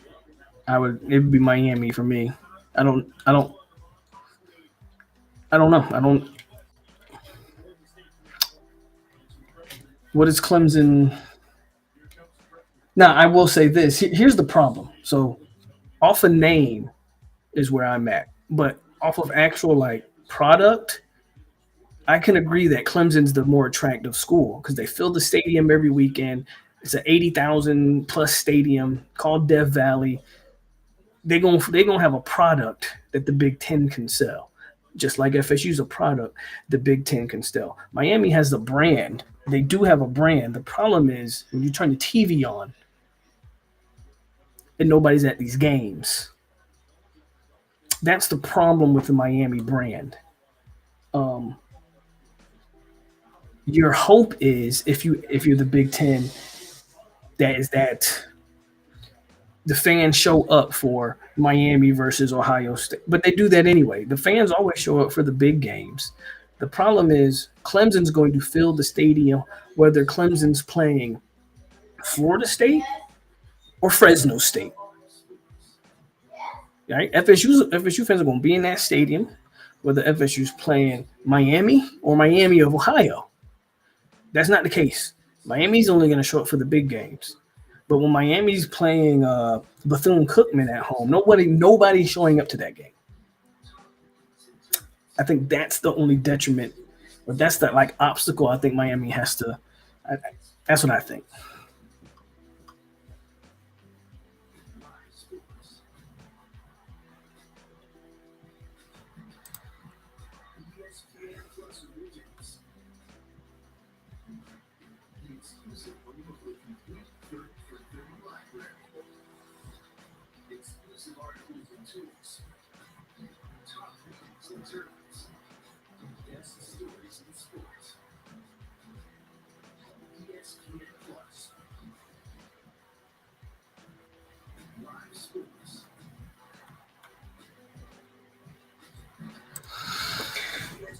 Taking away the money aspect, don't you think the SEC would stay away from FSU because of the Bio Blood, the last time they were expanding in the 90s, they asked you guys to join and you said no. I don't know.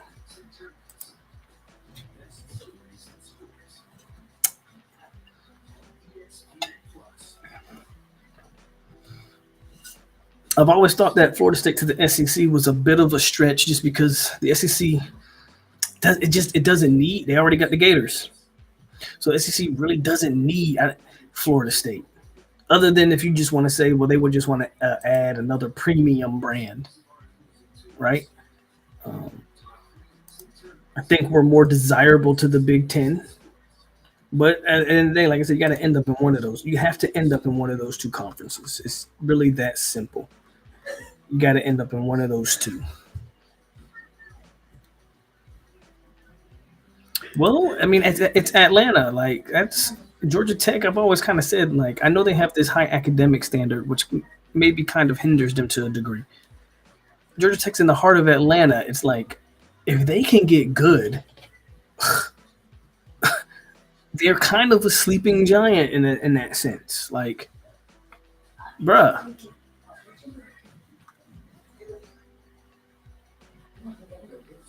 Yes, that's exactly what it's going to be. You're absolutely right.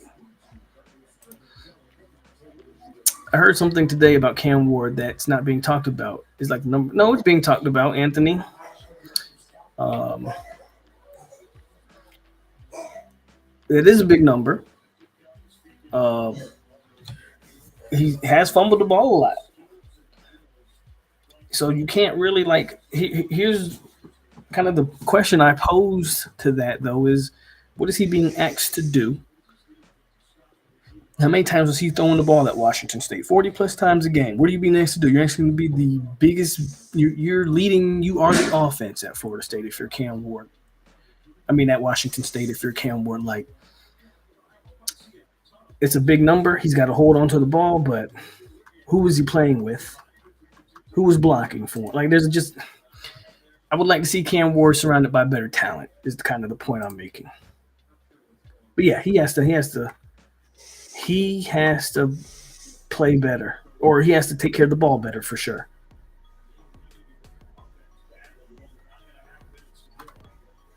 For sure.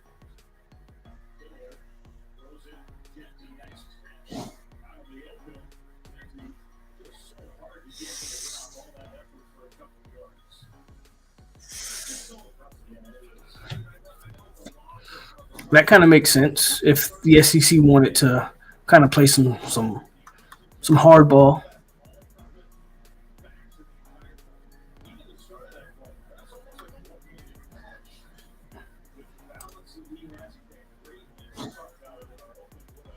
It's a process, Scott.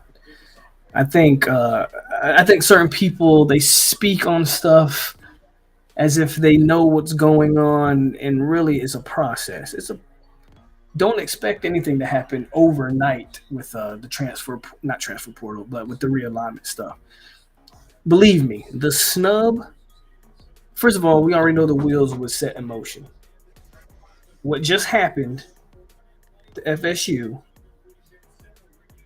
has just cranked the engine up. The wheels are already in motion. It There's no way. The college football playoff committee, college football in general, just told you that the ACC is meaningless.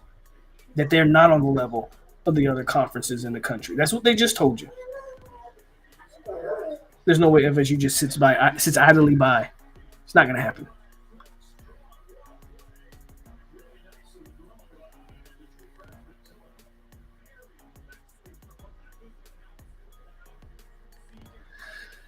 Um,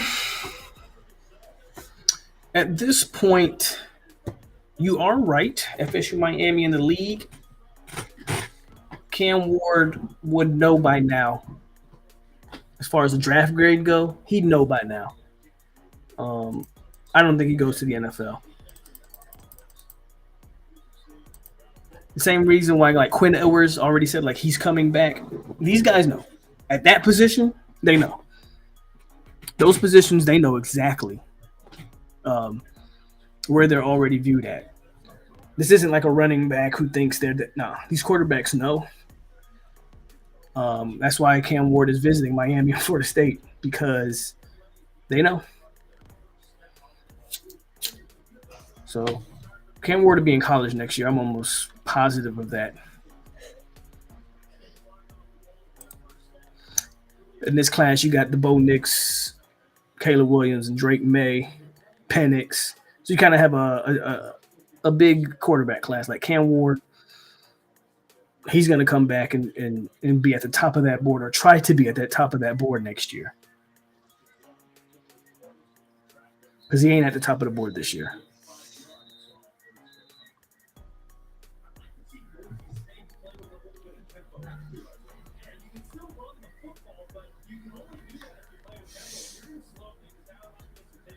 Mm-mm.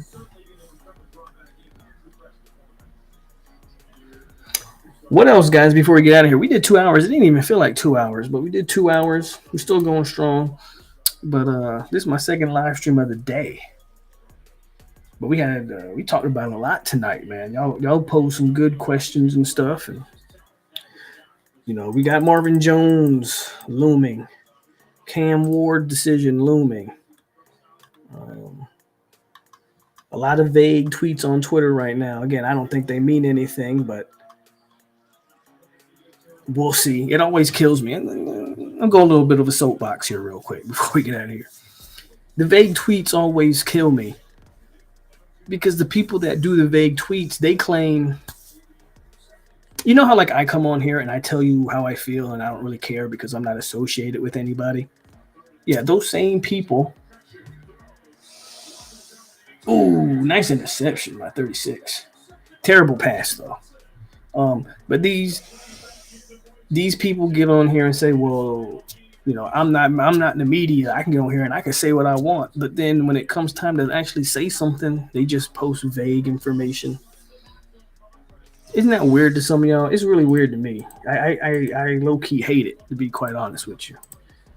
I low key hate it. I hate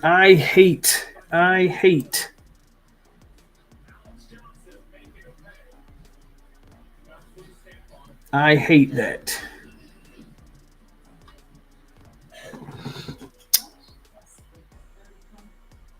When you look at next year's schedule, who in that schedule even has a shot to beat FSU outside of Clemson, Miami, and maybe Notre Dame? Do we get any surprise commits? What do you consider a surprise?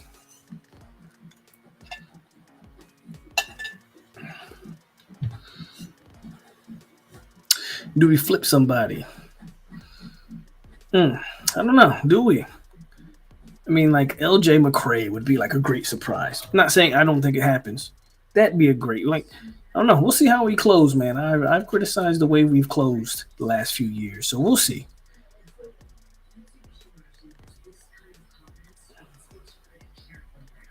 We'll see. So yeah, I'm annoyed by the Twitter liars. I just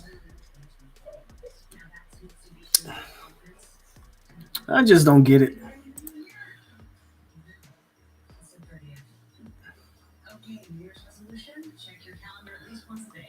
Our pundit and people who cover college football over estimating the importance of the Big Ten warning teams with AAU status, or do you think that's not important as people are making out to be?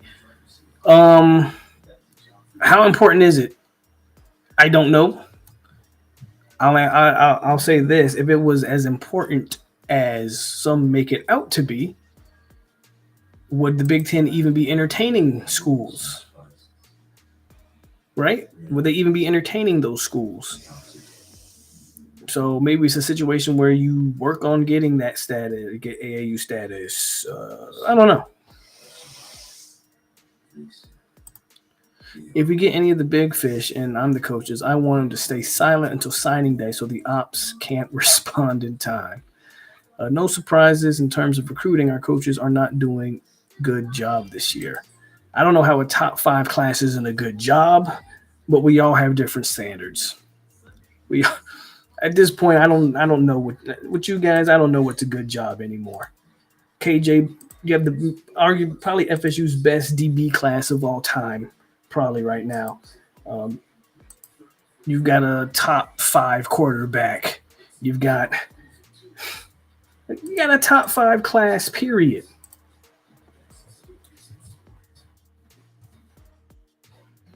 But we're not doing a good job recruiting. Kind of crazy. Kind of crazy.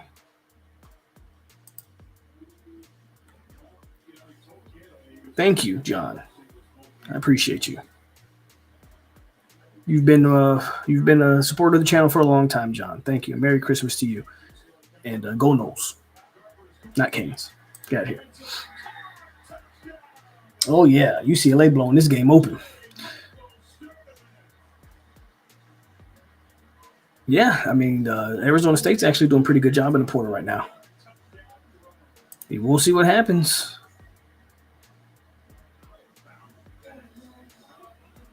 That's a great question to ask. I would dare I say wait to have that conversation.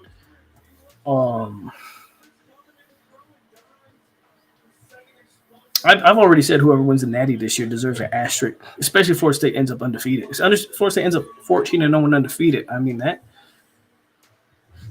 I'm not going to sit here and tell you got to claim the national championship. I'm not necessarily one of those guys, but I wouldn't be mad at anybody that actually did that. I would not be mad at one person that claimed 2023 if that were to happen. And where is it ranked? I don't know.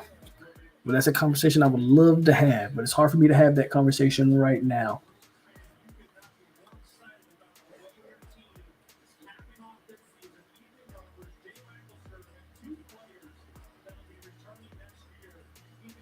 I don't know. Miami's we'll see how they Miami's wants to close strong. Again, I do think Miami will close relatively strong. My thing about Miami is you may finish with a higher ranked class. Again, I don't know that. But y'all have like 30 you guys already have like 30 players committed. And the bulk of that are 3 stars.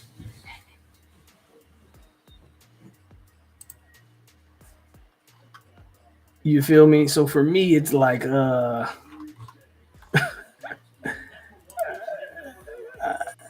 don't know what that means.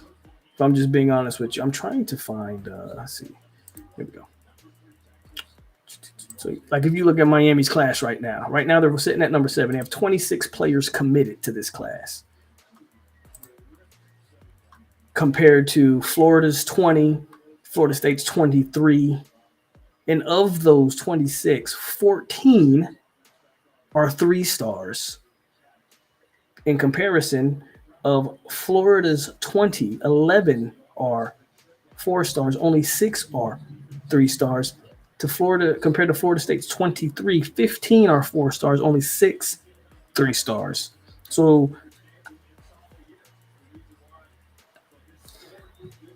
by sheer numbers, Miami is number 7. But if you look at the top 10 in recruiting rankings right now, the average ranking of their recruit in the top 10, Miami's dead last at a 90. And for comparison, Florida 92.32, FSU 91.92. Basically, you can call it a 92. Miami's barely holding on to that 90. It's a 90.16. They are damn near at an 89 recruiting average.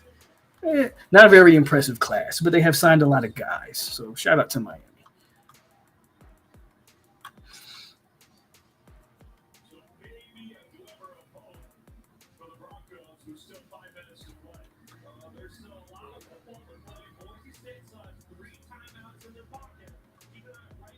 I'm not bashing 3 stars.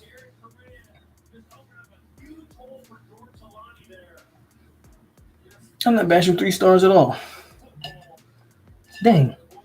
Boise State just scored. But I've said it about my own team. This notion that you can recruit more 3 stars than 4 stars and that you're going to develop all those 3 stars is it's a pipe dream. It's not how it works. It's a pipe dream. So I see a Galaxy team mentioning Ruben Bain. What was his rank? Maui Gold. What was his ranking?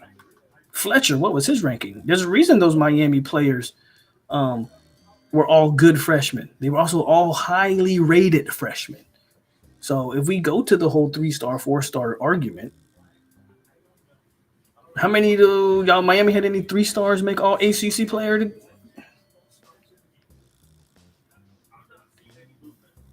So at the end of the day, Galaxy King makes my point for me. Um, now I know you're talking to someone in the chat, but you indirectly made my point. Um, stars matter. Stars matter. I've been beating that dead horse for a while now. That doesn't mean 3-star players can't be good. It doesn't mean 3-star players can't be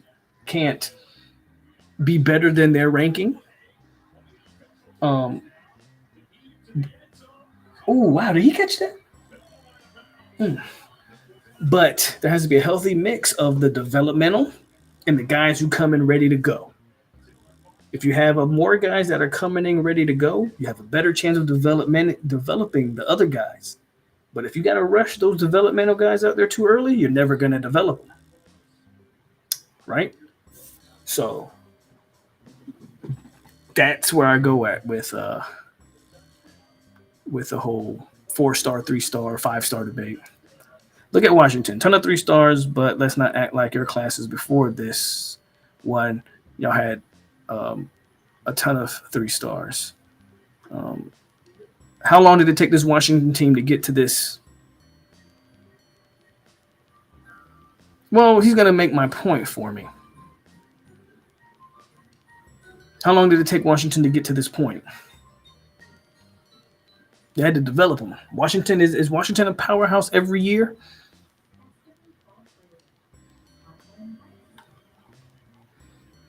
Absolutely not. And you better believe what's going to happen to Washington after this year. Washington's going to be very similar to TCU. They're going to have a whole nother year to develop, or hope they're going to.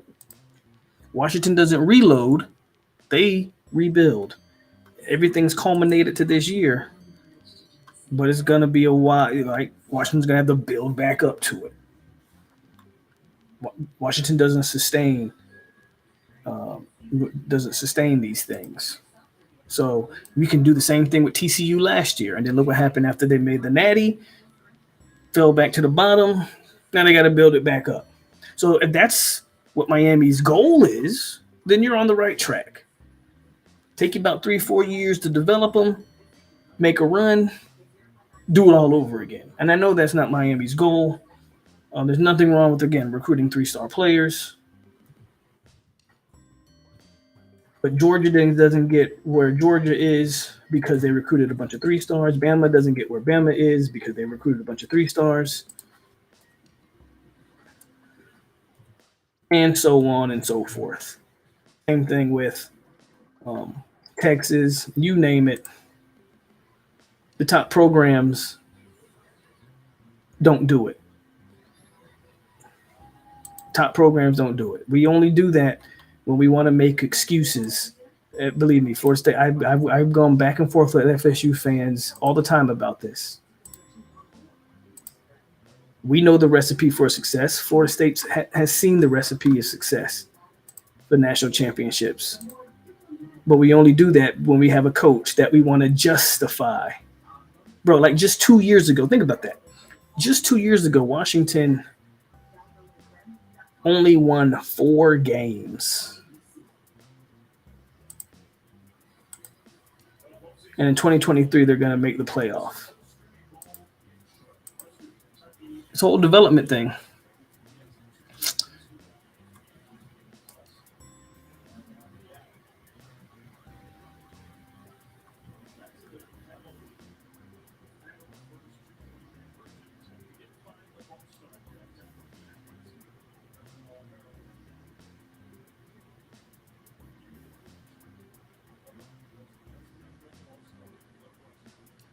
I'm not making your point because you make it seem like I didn't say you only recruited 4 stars. I said the bulk of your class in this year's. I said this year's class, the bulk of your class is 3 stars. So that class isn't impressive to me. Then you took it on about where your quarterback was a 3 star and blase, blase, blase. This class isn't impressive to me. The bulk of it is a bunch of 3 stars. Your D line haul is very good. That is the best thing y'all have going for y'all. Will not take that away from you guys. Okay?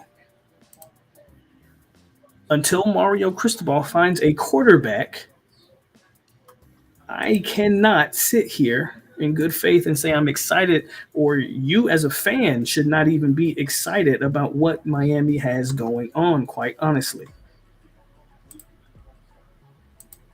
You guys better find a quarterback. But right now, Justin Scott, Lightfoot, Artavius Jones, you're gonna add Armando Blount. You got Booker Pickett, Elias Root. Like, hey, I'm not gonna lie to you. You got Kendall Jackson from Florida. Nice D line haul, man. For real.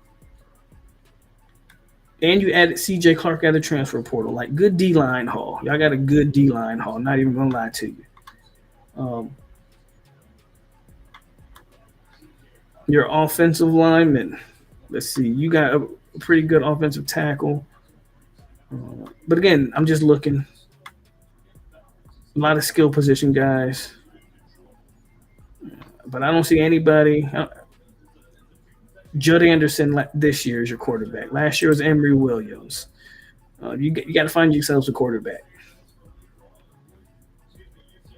We'll see what y'all do in the portal, though.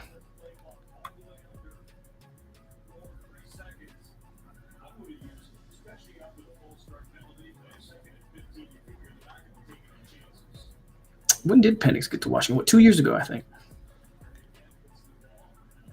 Last year. Yeah, I think Penix got to Washington last year.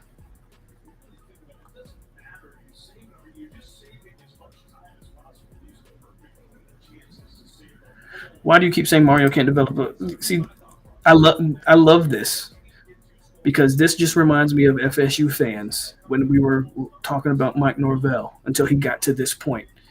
You can't be the head coach and not get blamed. I don't care what position group Mario Cristobal specializes in. He's the head coach. So it all comes down to him. And he's an offensive coach. Now, we all know he's an offensive line coach.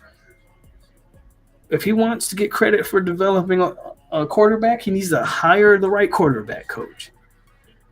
The same thing I was telling Florida State fans about Mike Norvell is the same thing I'll tell you about Mario Cristobal. He's the head guy. He gets the fault and the blame. That's what happens when you're in leadership.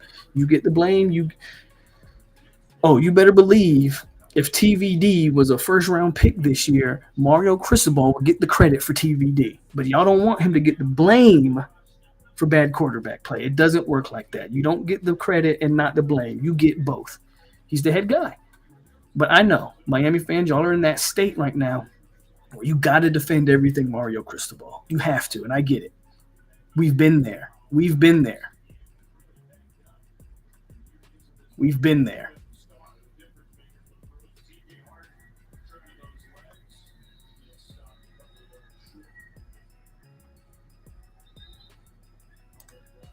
That's a damn lie. Georgia didn't go back-to-back without Stetson Bennett. That is a damn lie. It absolutely. If you think that, I'm sorry, it is not 2010 anymore, where Jacob Coker can play behind that Alabama. It is not like that anymore. There's bull shiznit. You better have a guy back there center. You might want to change your philosophy on building successful football teams if you don't think it matters who's behind center. I want you to look at college football playoff right now. Even though we got snubbed, look at the quarterbacks. Penix, Ellers, Milroe was playing extremely well by the end of the season. Like, it's not a coincidence that Bama got better when their quarterback play started getting better. Absolutely matters.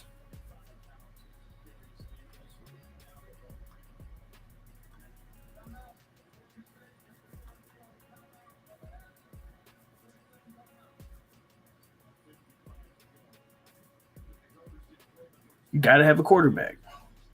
I do like the way Miami attacks the offensive and defensive lines.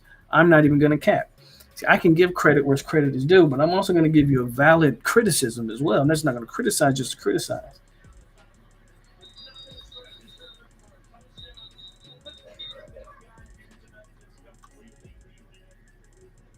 I know, but I'm just they finally showed back up. It's the off season, so they're back. We are so I'm just having a nice dialogue with it,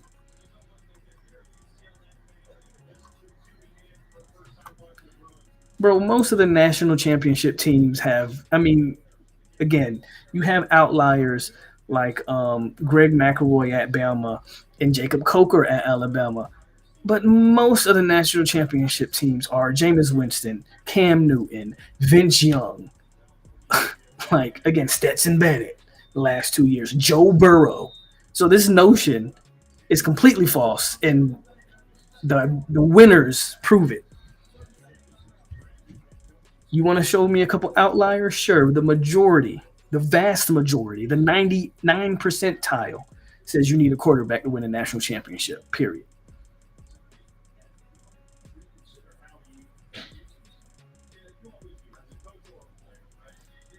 Game manager is not a. I love how y'all use game manager as a terrible term. There's nothing wrong with being a game manager,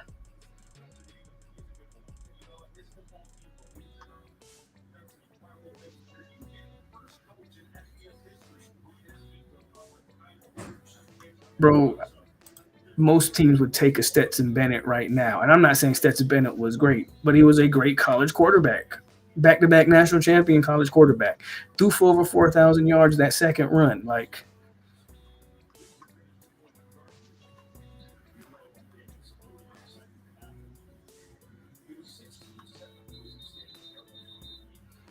so Stetson got it done. And Carson Beck actually played very well this year too for them.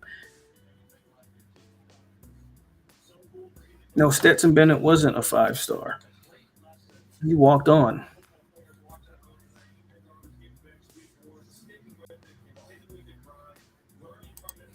But those game managers we talk about, yeah, you got to be able to manage the game. But that's not a bad word. I'll take a game manager any day.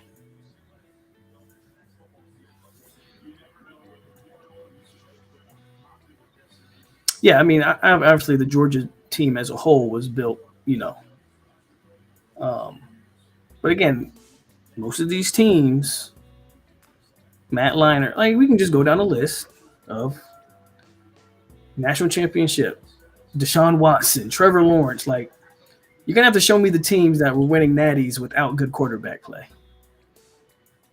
I named you two, and both were Alabama.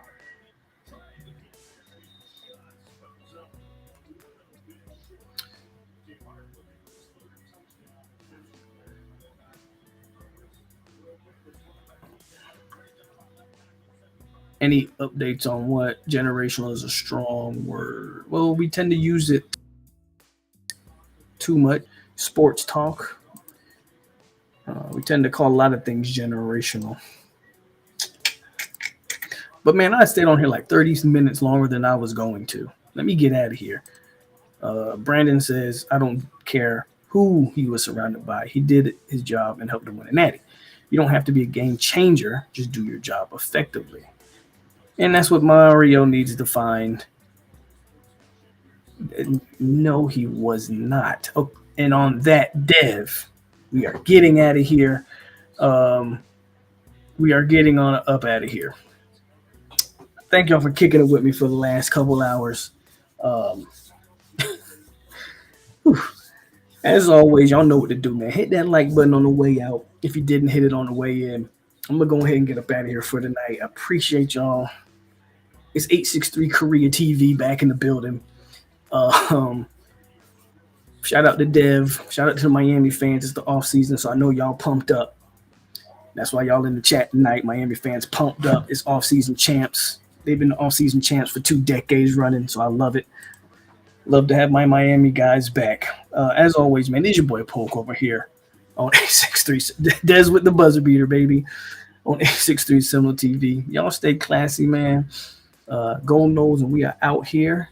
And yeah, more content coming this week, man. But y'all have a good rest of y'all Saturday night. I'm out here. And Dev, bless you. Get up out of here, man. Oh man.